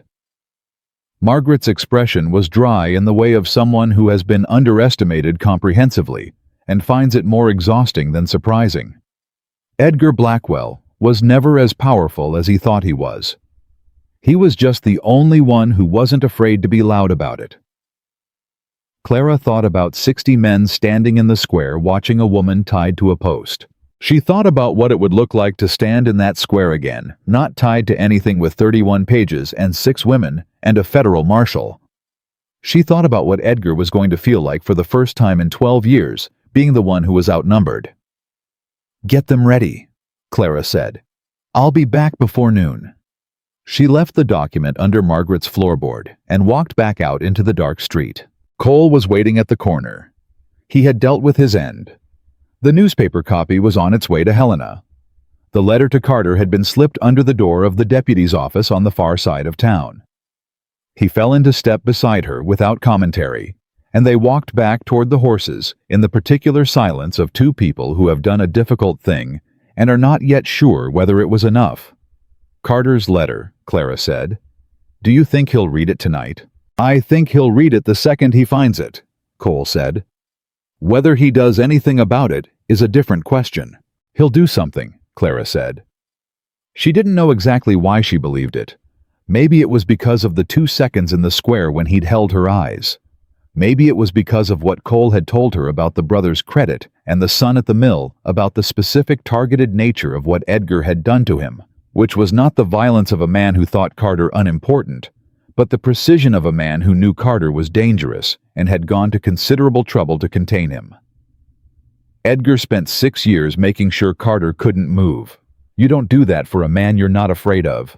Cole was quiet for a moment. "That's a generous reading." "It's an accurate reading." She looked at him. "I'm not forgiving him for standing in that square. I'm just noting that the same thing that made him stand there is the thing that might make him move tomorrow." They reached the horses. Clara was about to mount when she heard a sound from the alley behind the feed store. Something that was almost nothing. Just a shift of weight on gravel, the kind of sound a person makes when they've been very still for a long time and have just moved a fraction of an inch. She stopped. Cole had heard it too. She could tell by the way he went still beside her. They both looked at the alley. Pete Dillon stepped out of the dark. Clara felt her entire body go tight. the nervous young ranch hand from the square. Edgar's man. The one who'd stood beside the post and said she didn't understand how things worked. He was holding his hat in his hands. Not a gun. His hat. "Miss Whitmore," he said. His voice was barely a sound. "I heard you were here." He looked at Cole, then back at her. "I ain't here for Edgar. I want you to know that before I say anything else." "Then what are you here for?" Cole asked.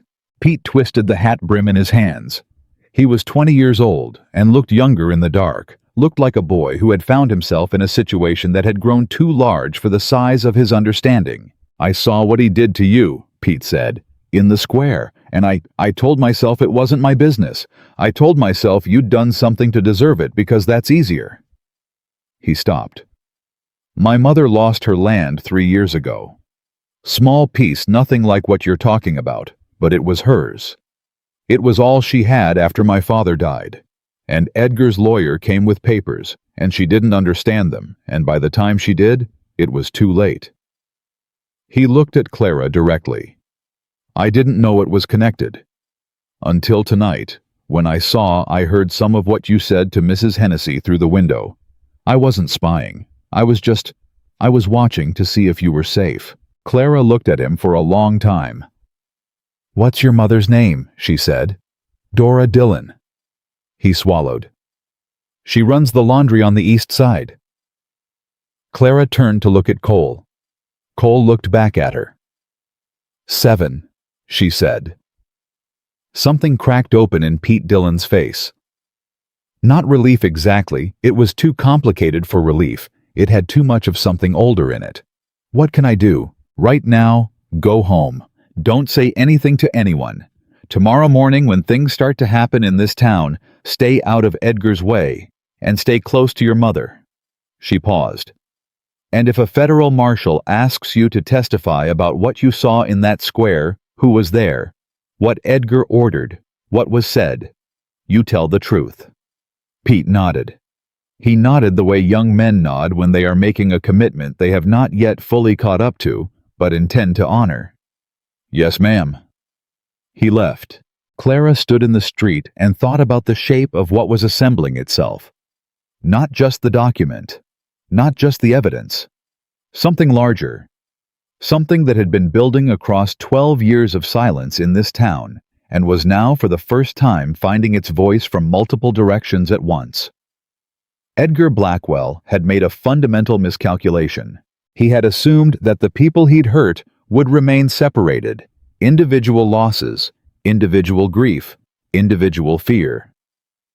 He had managed them one at a time, precisely keeping each person isolated from the knowledge that they were not alone.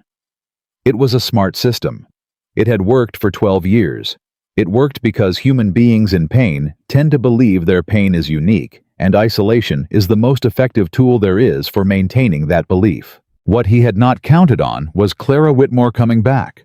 Not running, not hiding, not taking the money and going east. Coming back, standing in that square, walking into Margaret Hennessy's boarding house with 31 pages and asking how many others there were. He had put her at the center of his control system, and she had become the thread that when pulled unraveled it. She got on her horse. They rode back to the line camp. They got 2 hours of sleep between them. Clara, more than Cole, who seemed to operate on a resource she couldn't identify, some deep reserve of wakefulness that kept him functional past the point where she would have been useless. She was up before dawn. She was writing when Cole came in with coffee. "What now?" he said, setting a cup beside her. "Carter," she said. "I want to go see him directly, before Edgar's awake, before Crane gets any closer." She looked up. "If Carter is going to move, it'll be early, before he talks himself out of it. And if he doesn't move, then we know where we stand and we adjust accordingly." She picked up the coffee. It was good, strong, no ceremony. "I'm done building plans around people's best possible choices. I plan for the worst and hope for better." Cole sat down. He looked at her across the table. "You've changed in 3 days." She considered that. "No," she said. "I think I was always this way. I just had other people's ideas about what I should be sitting on top of it." He was quiet a moment. Then, "Thomas was lucky." She looked at him. "To have had you in his corner," Cole said. "That's all I mean." She looked down at her coffee. Something moved in her chest. The complicated kind of movement, the kind that had grief, and something warmer braided together so tightly you couldn't separate them without losing both. "He was," she said, "and so was I." They rode into Red Hollow as the sun came up. The town was still early quiet, the particular hushed quality of a place that hasn't yet decided what kind of day it's going to be. Clara noticed things. The feed store still shuttered 2 horses she didn't recognize tied in front of the hotel, which meant either Crane had arrived ahead of schedule or Edgar had brought in more people in the night. She noticed Deputy Carter's office with a lamp already burning. She looked at Cole. He looked at the lamp. "He's up," Cole said. "He read the letter." They dismounted, and Clara went to the door of the deputy's office and knocked once. It opened almost immediately, which told her everything she needed to know about whether Carter had slept. He looked like he hadn't. He looked like a man who had spent the night in a room with a decision, and had finally somewhere near dawn made it. He stepped back from the door. They went in. Carter had the letter on his desk. He also had a folder, old battered, the edges soft with handling, that he had clearly pulled from somewhere and been looking at before they arrived. "6 years ago," he said without preamble, "I put together a report on the Morrison property transaction. Took me 4 months. I had statements from 2 witnesses and a document analysis from a surveyor in Helena who said the boundary markings on the filed deed didn't match the original survey." He put his hand on the folder.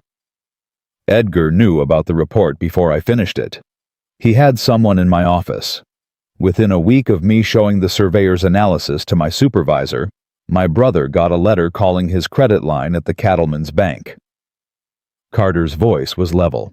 Completely painfully level, the way voices get when the emotion behind them is too large to let it move.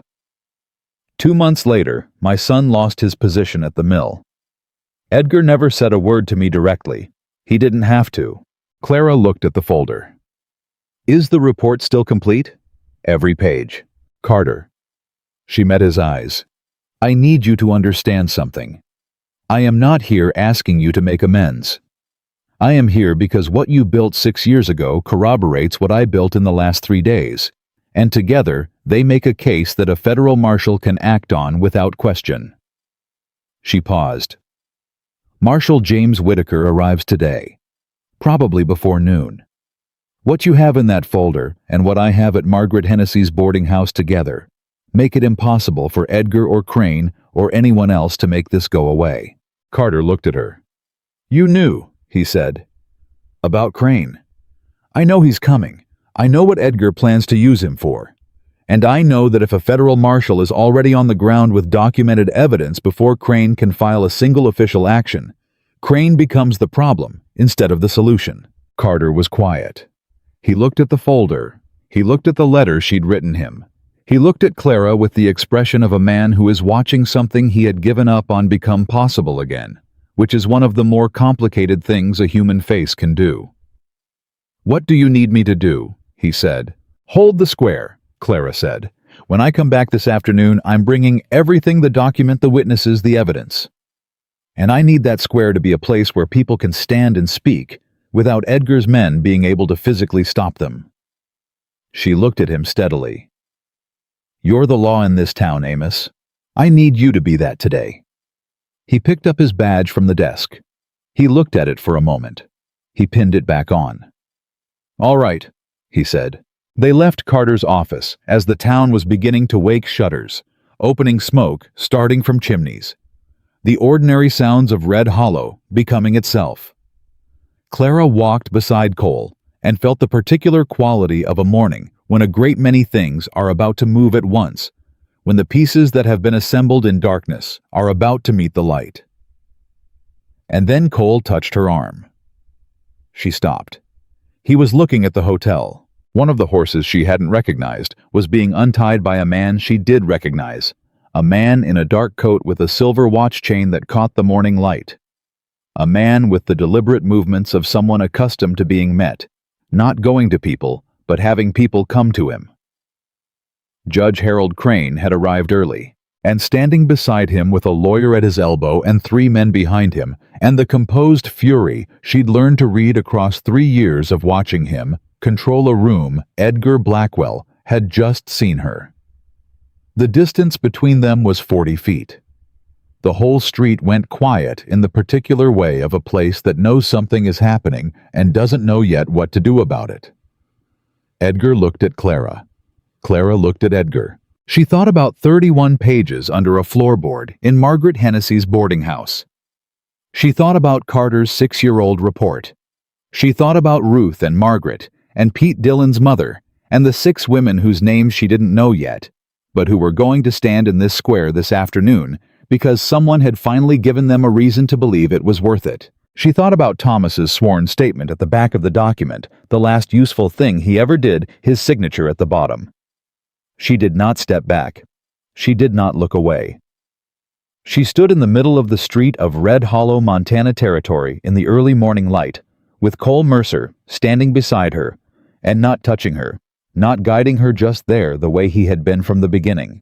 And she looked at Edgar Blackwell with everything she had, and for the first time in 12 years, he looked away first. It was small. It was momentary. He recovered immediately, turned to say something to his lawyer, reassembled the composure that was his primary weapon. But Clara had seen it. Cole had seen it. And somewhere behind them, she was certain Amos Carter had seen it too. Edgar Blackwell had just understood in some part of himself below the level of strategy that he was losing. He didn't know how yet. He didn't know the exact shape of it, but he felt it, the shift in the ground beneath a structure he had built over 12 years on the assumption that a woman with the truth and no power was the same as a woman with nothing. He had been wrong, and the day was just beginning. Edgar Blackwell recovered faster than Clara had hoped. She had known he would. A man who had maintained control of an entire county for 12 years did not collapse at a single look across a 40-foot stretch of street. He turned back to his lawyer, said something low and quick, and the lawyer nodded and moved toward the hotel with the particular purposeful stride of a man who has been given an urgent task and intends to complete it before breakfast. Crane was already inside. Clara felt the clock ticking in a way that was almost physical. Cole spoke first, his voice quiet and close to her ear. If Crane files the charges before Whitaker gets here, Carter can't hold the square alone. Not against a territorial judge's official order. I know. How long do you need? She looked at the hotel door closing behind Edgar's lawyer. She calculated. An hour. Maybe less. If Margaret can get the women to the square by mid-morning, if Carter holds his position, if... Miss Whitmore. The voice came from behind her. She turned. Marshal James Whitaker was not what she'd built in her mind. She had imagined someone larger, perhaps someone whose authority announced itself physically, the way Edgar's did through size and volume and the occupation of space. Whitaker was a lean man of 50, with a weathered face and quiet eyes, and a federal badge that he wore without drama, the way a man wears something he has carried for a long time and no longer needs to think about. He was dusty from the road. He had clearly ridden through the night. "I'm Clara Whitmore," she said. "I know." He shook her hand, not as a courtesy gesture, but as the handshake of someone who has read a letter and formed an opinion and is confirming it. "Cole." He nodded at Cole. "Your second message reached me yesterday evening. I pushed through." He looked at the hotel. "Crane." "He arrived early," Clara said. "Edgar's lawyer is with him now. Then we don't have time for pleasantries." Whitaker looked at her directly. "Your document. Where is it?" "Margaret Hennessy's boarding house, 2 streets over." "Take me there." They moved. All 3 of them, and Carter fell into step behind them. He had come out of his office. At some point, Clara wasn't sure when, and was now walking with the settled authority of a man who has resolved the argument he's been having with himself and intends to act on the resolution before he can talk himself back out of it. Margaret opened the door before they reached it. She had been watching from the window. Behind her in the main room of the boarding house, Clara saw them 6 women seated and standing, ages ranging from perhaps 30 to Margaret's own years. Some of them she recognized. Some she didn't. All of them had the particular quality she was beginning to identify as the specific composure of a person who has been waiting a long time for something and is now not entirely sure what to do with the fact that it has arrived. Whitaker stepped inside. Margaret lifted the floorboard without ceremony and retrieved the document and handed it to the marshal with the same directness she'd shown from the beginning, and he took it and sat at her kitchen table and began reading. Nobody spoke while he read. It took him 20 minutes. He read carefully, not skimming, not summarizing in his head, actually reading, following the citations, cross-referencing the evidence notations. At one point, he stopped and turned back 3 pages to compare 2 entries. At another point, he set down 1 page and held a second next to it and looked at them simultaneously. Clara stood and watched him read the thing she had built from memory and recovered evidence and 14 months of refusing to let it go, and she felt something she hadn't expected. Not pride exactly, and not relief. Those would come later if they came at all. What she felt was a strange, quiet sadness. Because every page of that document represented something lost. A family's land, a man's livelihood, Thomas's life. The years of silence that Red Hollow had spent learning to look away. Whitaker reached the back of the document. He read Thomas's sworn statement. He set the document down. He looked at Clara. "Your husband prepared this." He prepared the statement and the copies of the Voss correspondence. The rest I reconstructed and documented in the last 3 days. The Voss letters are originals. Yes, Thomas removed them from Edgar's study before Edgar noticed they were missing. Whitaker picked up the top letter between Edgar and Voss. He read it again, just that one, the one Cole had identified as the most damning. The one where Voss suggested the specific language to use in the altered deed. He set it down with the particular care of a man handling something that has significant weight. "Albert Voss," he said, and the way he said it told Clara that Voss had been on Whitaker's list for longer than their situation.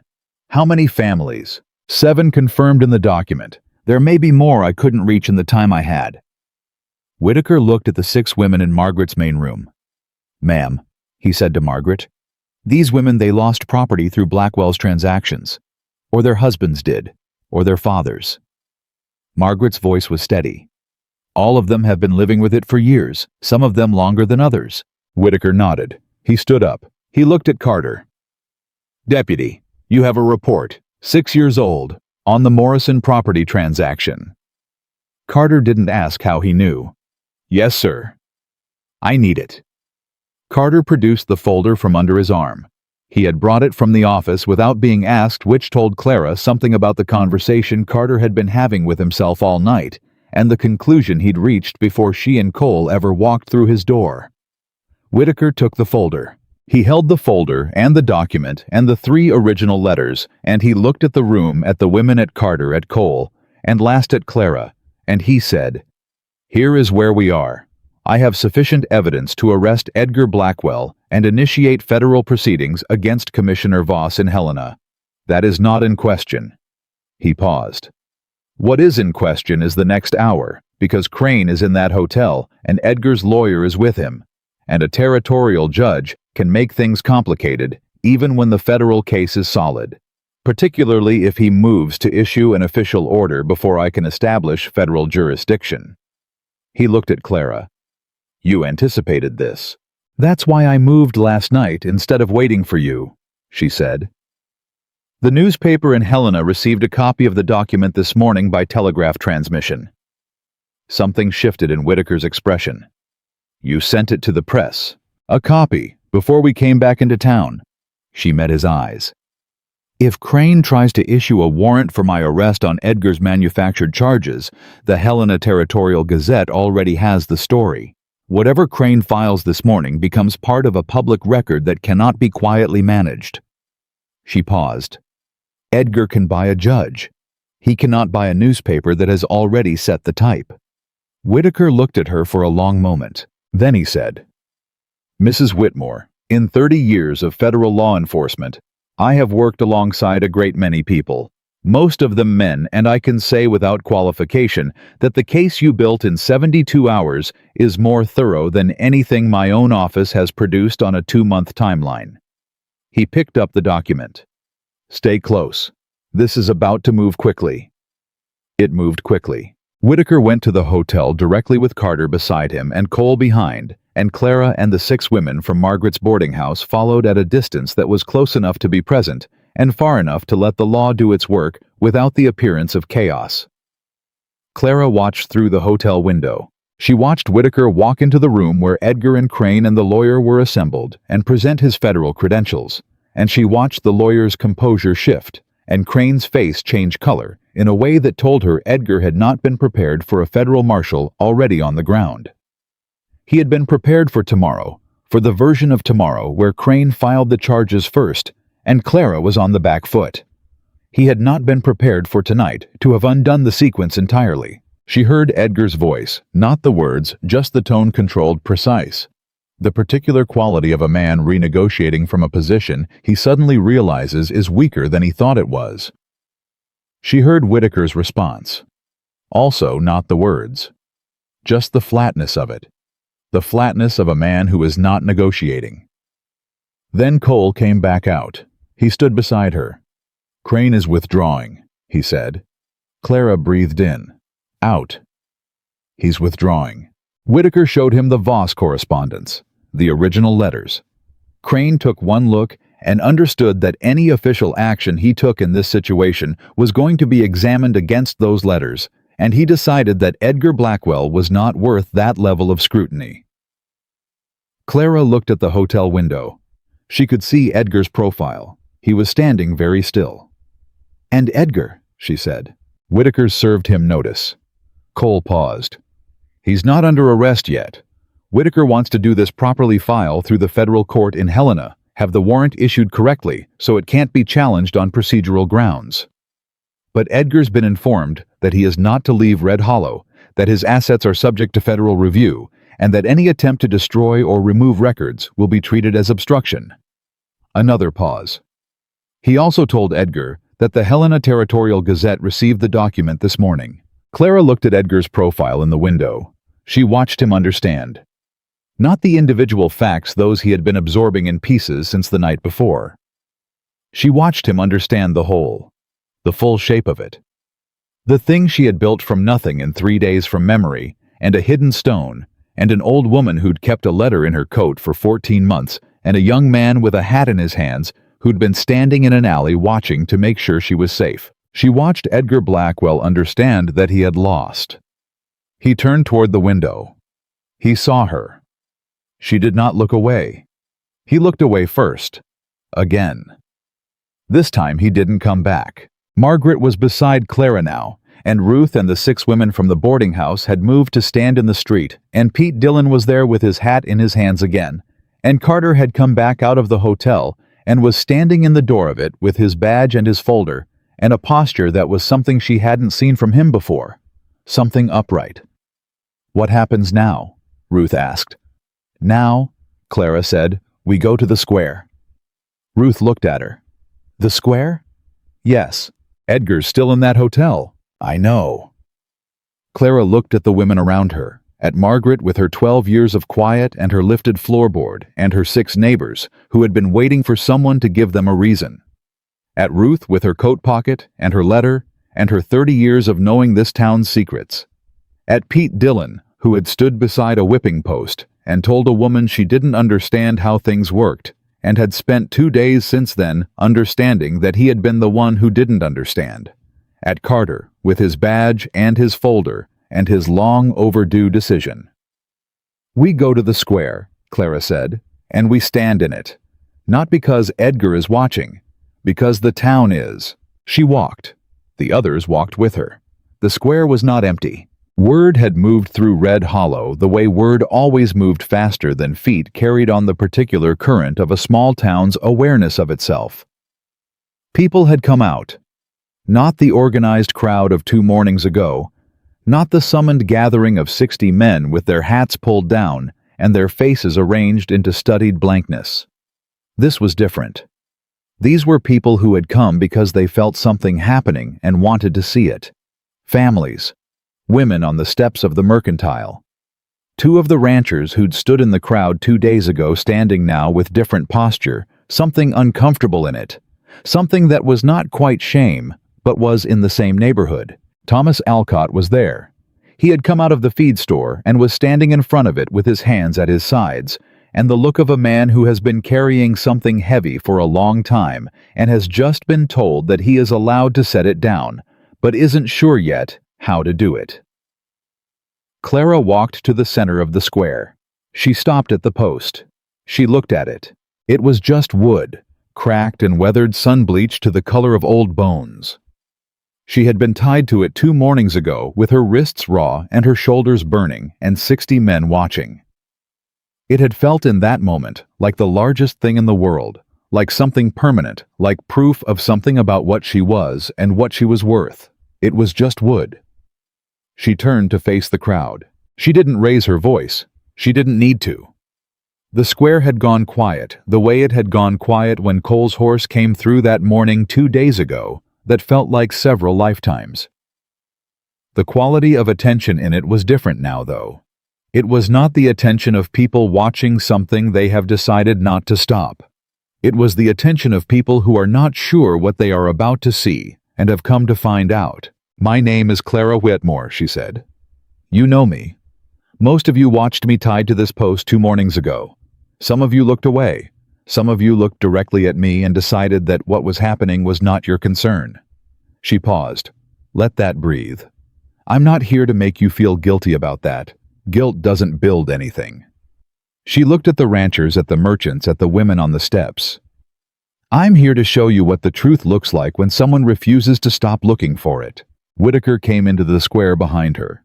He came with Carter, and with Cole, and with Ruth and Margaret, and the 6 women, and he carried the document and the letters and Carter's 6-year-old report, and he stood at the edge of the crowd with the particular authority of a man who does not need the center of the room, because the room already knows he is in it.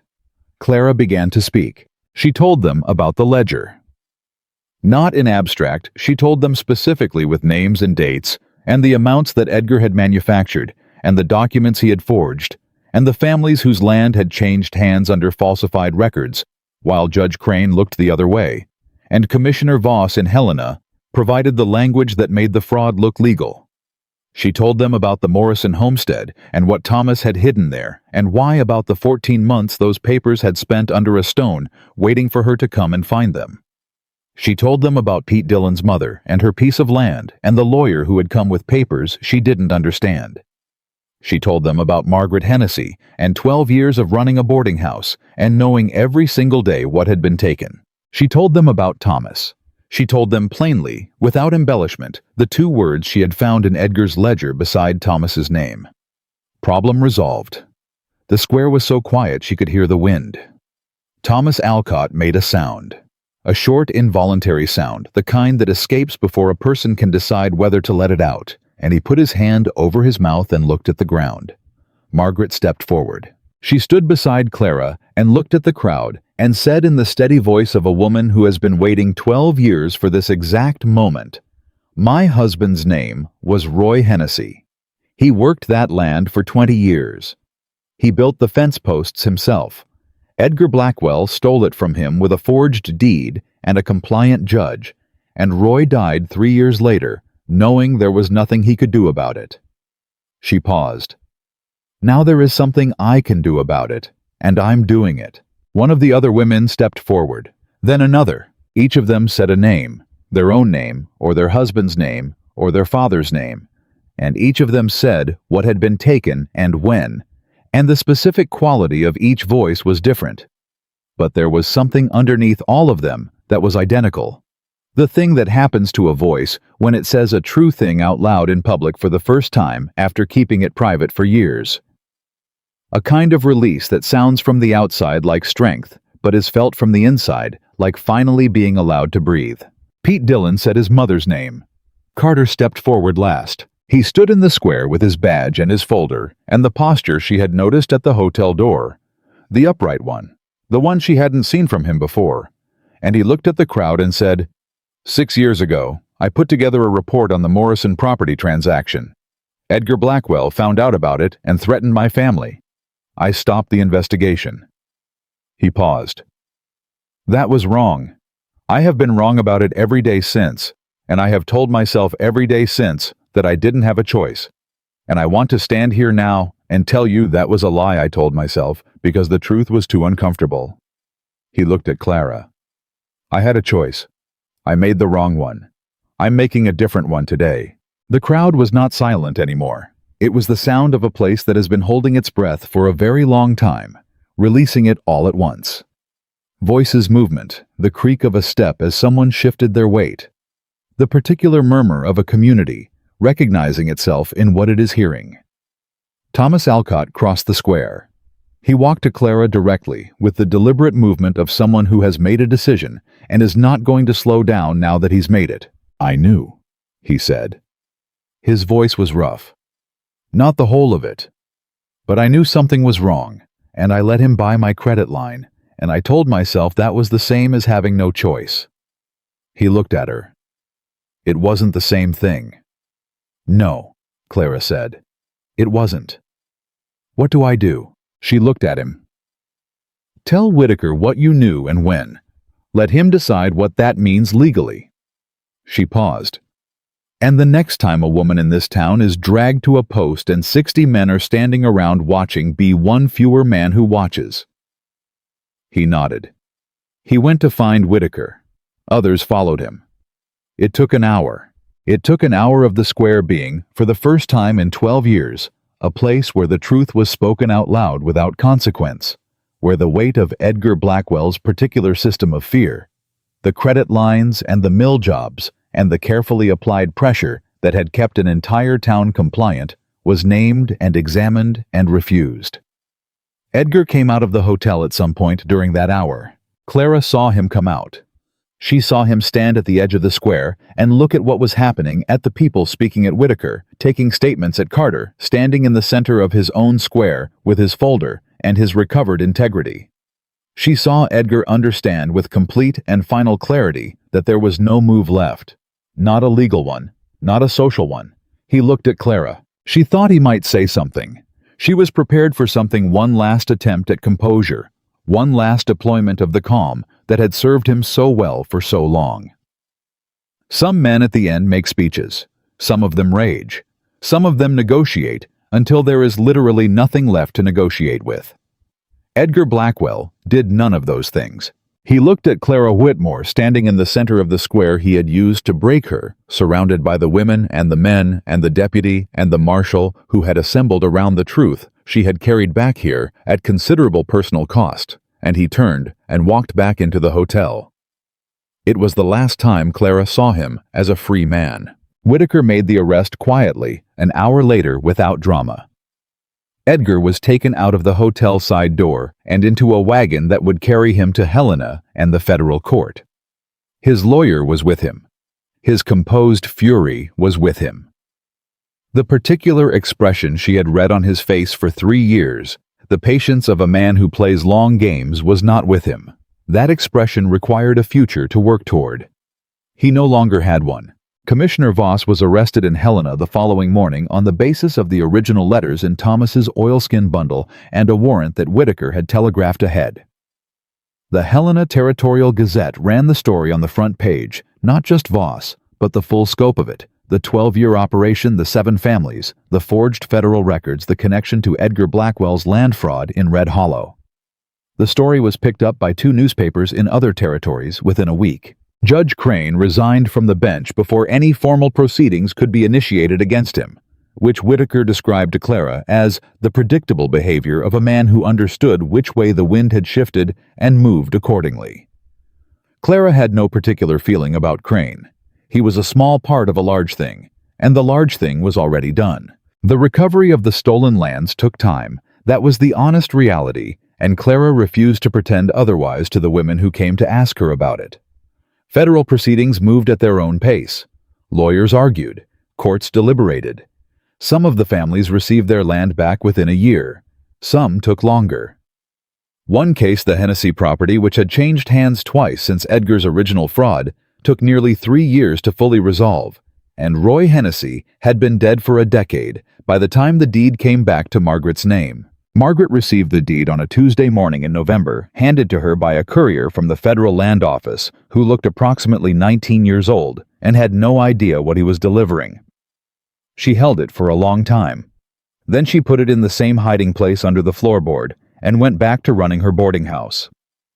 "Shouldn't you do something with it?" Ruth asked her when she heard.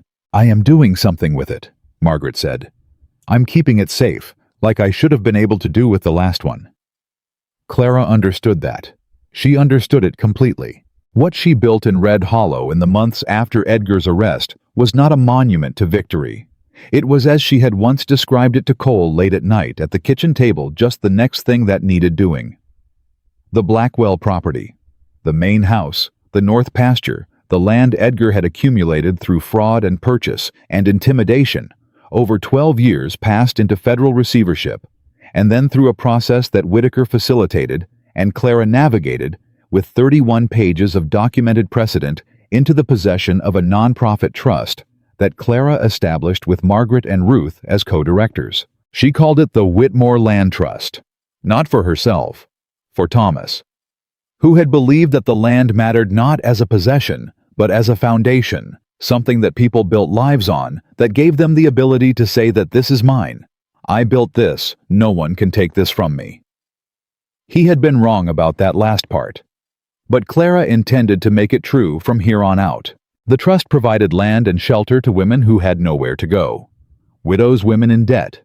Women whose circumstances had been manufactured by the same system that Edgar had built and that existed in various forms in various towns all across the territory.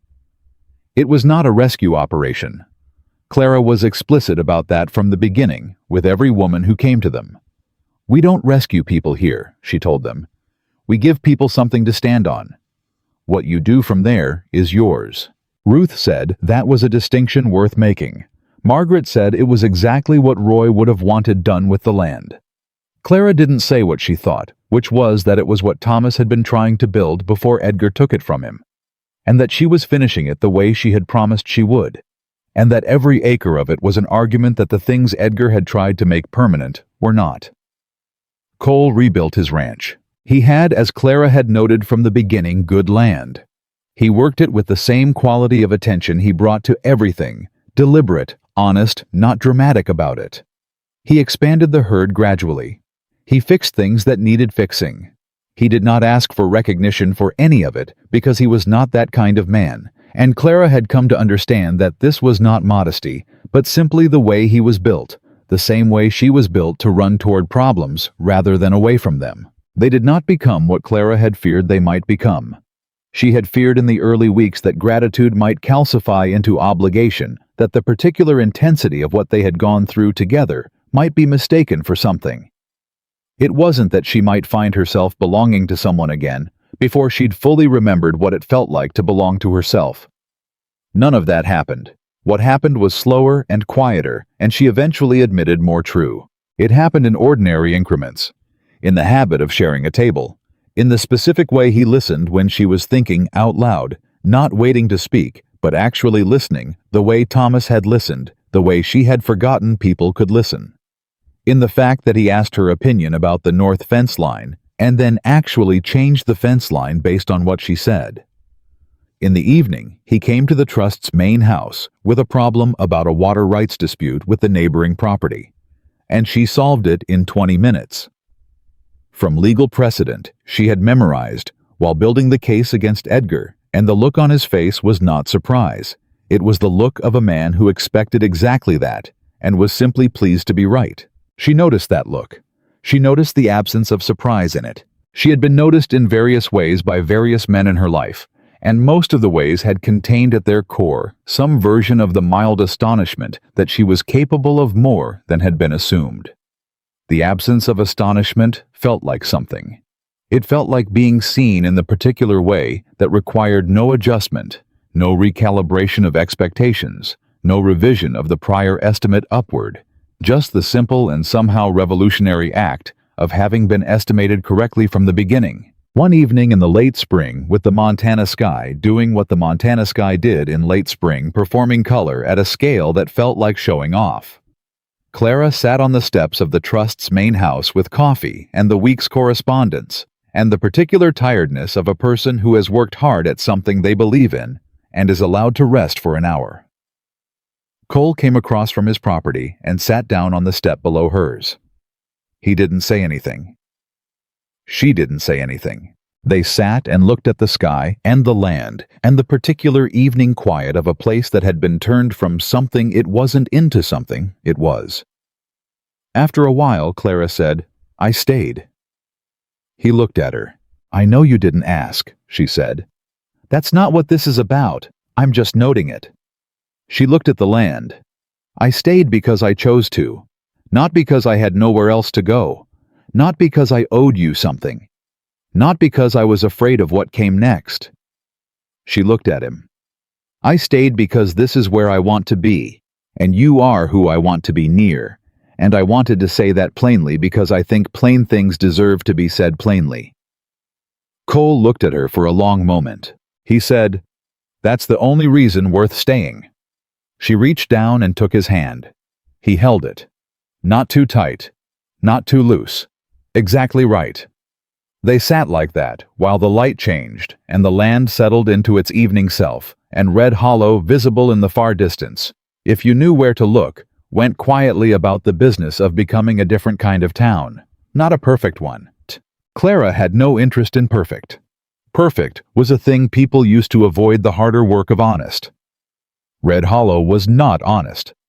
Yet, it was becoming honest, which was the more accurate and more demanding condition, the one that required daily decision rather than a single conversion. Thomas Alcott had testified before the federal court and given an accounting that was by all reports complete. Carter ran a cleaner office. 2 of the families had their land back. Pete Dillon's mother had a deed in her name for the first time in her life. Small things, true things.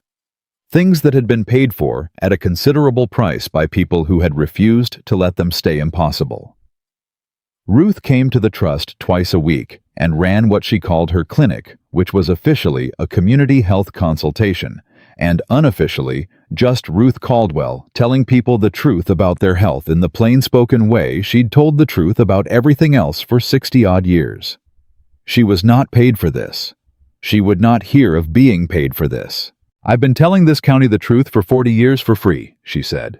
"I'm not going to start charging now and give it the impression that honesty is a premium service." Margaret hired 2 women to help run the boarding house and used the freed-up time to learn land law from the books Clara ordered for the Trust's small library. She was, it turned out, a quick study. She was, it also turned out, not afraid of lawyers. Roy was afraid of lawyers, she told Clara. "I've decided not to be." "What changed?" "I watched you dismantle 12 years of a very powerful man's very carefully constructed fraud with 31 pages and 72 hours. Margaret looked at her. "After that, lawyers seem like a manageable problem." Clara laughed. She didn't laugh the way she had before, the careful, measured laugh of a woman in someone else's house who has learned to calibrate everything. She laughed the way she had as a girl in Wyoming, before the world had explained to her that her particular combination of intelligence and stubbornness was going to require constant negotiation with a world that had not reserved a ready-made space for it. Full. Unguarded. Like something that had been let out. Years later, people in Montana would tell the story of Clara Whitmore, the way people in small places tell stories that matter to them, with variations, with embellishments, with the particular imprecision of something passed between people who want to get the feeling right, even if some of the details shift in the telling. Some versions made her taller. Some versions made Edgar more monstrous, which Clara privately thought was unnecessary, since the documented version was quite monstrous enough. Some versions made Cole more dramatic, which she thought he would find embarrassing, and which made her smile. The part they always got right was the post. They always got right that she had stood there, tied before 60 men, and had not cried, and had not broken, and had asked the sky for help, and gotten it from an unexpected direction, and had walked away under her own power, and come back. They got right that she had come back, And they got right. The versions she liked best got right that the coming back was the important part. Not the surviving. Not the winning. The returning to the place that had tried to define her by what it had done to her, and refusing that definition, and building something different in its place. She was not the woman at the whipping post. She was the woman who had stood there and decided what it meant. There is a difference between those two things, and it is the most important difference in the world. Clara Whitmore knew what that difference was. She had paid for the knowledge with 3 days and 14 months, and a grief she had learned to carry without letting it crush her, and she would carry it the rest of her life, because that was the honest truth of loving someone and losing them, and deciding that the loss was not the end of the story. It was just the place where the real story began. She held Cole's hand while the evening settled.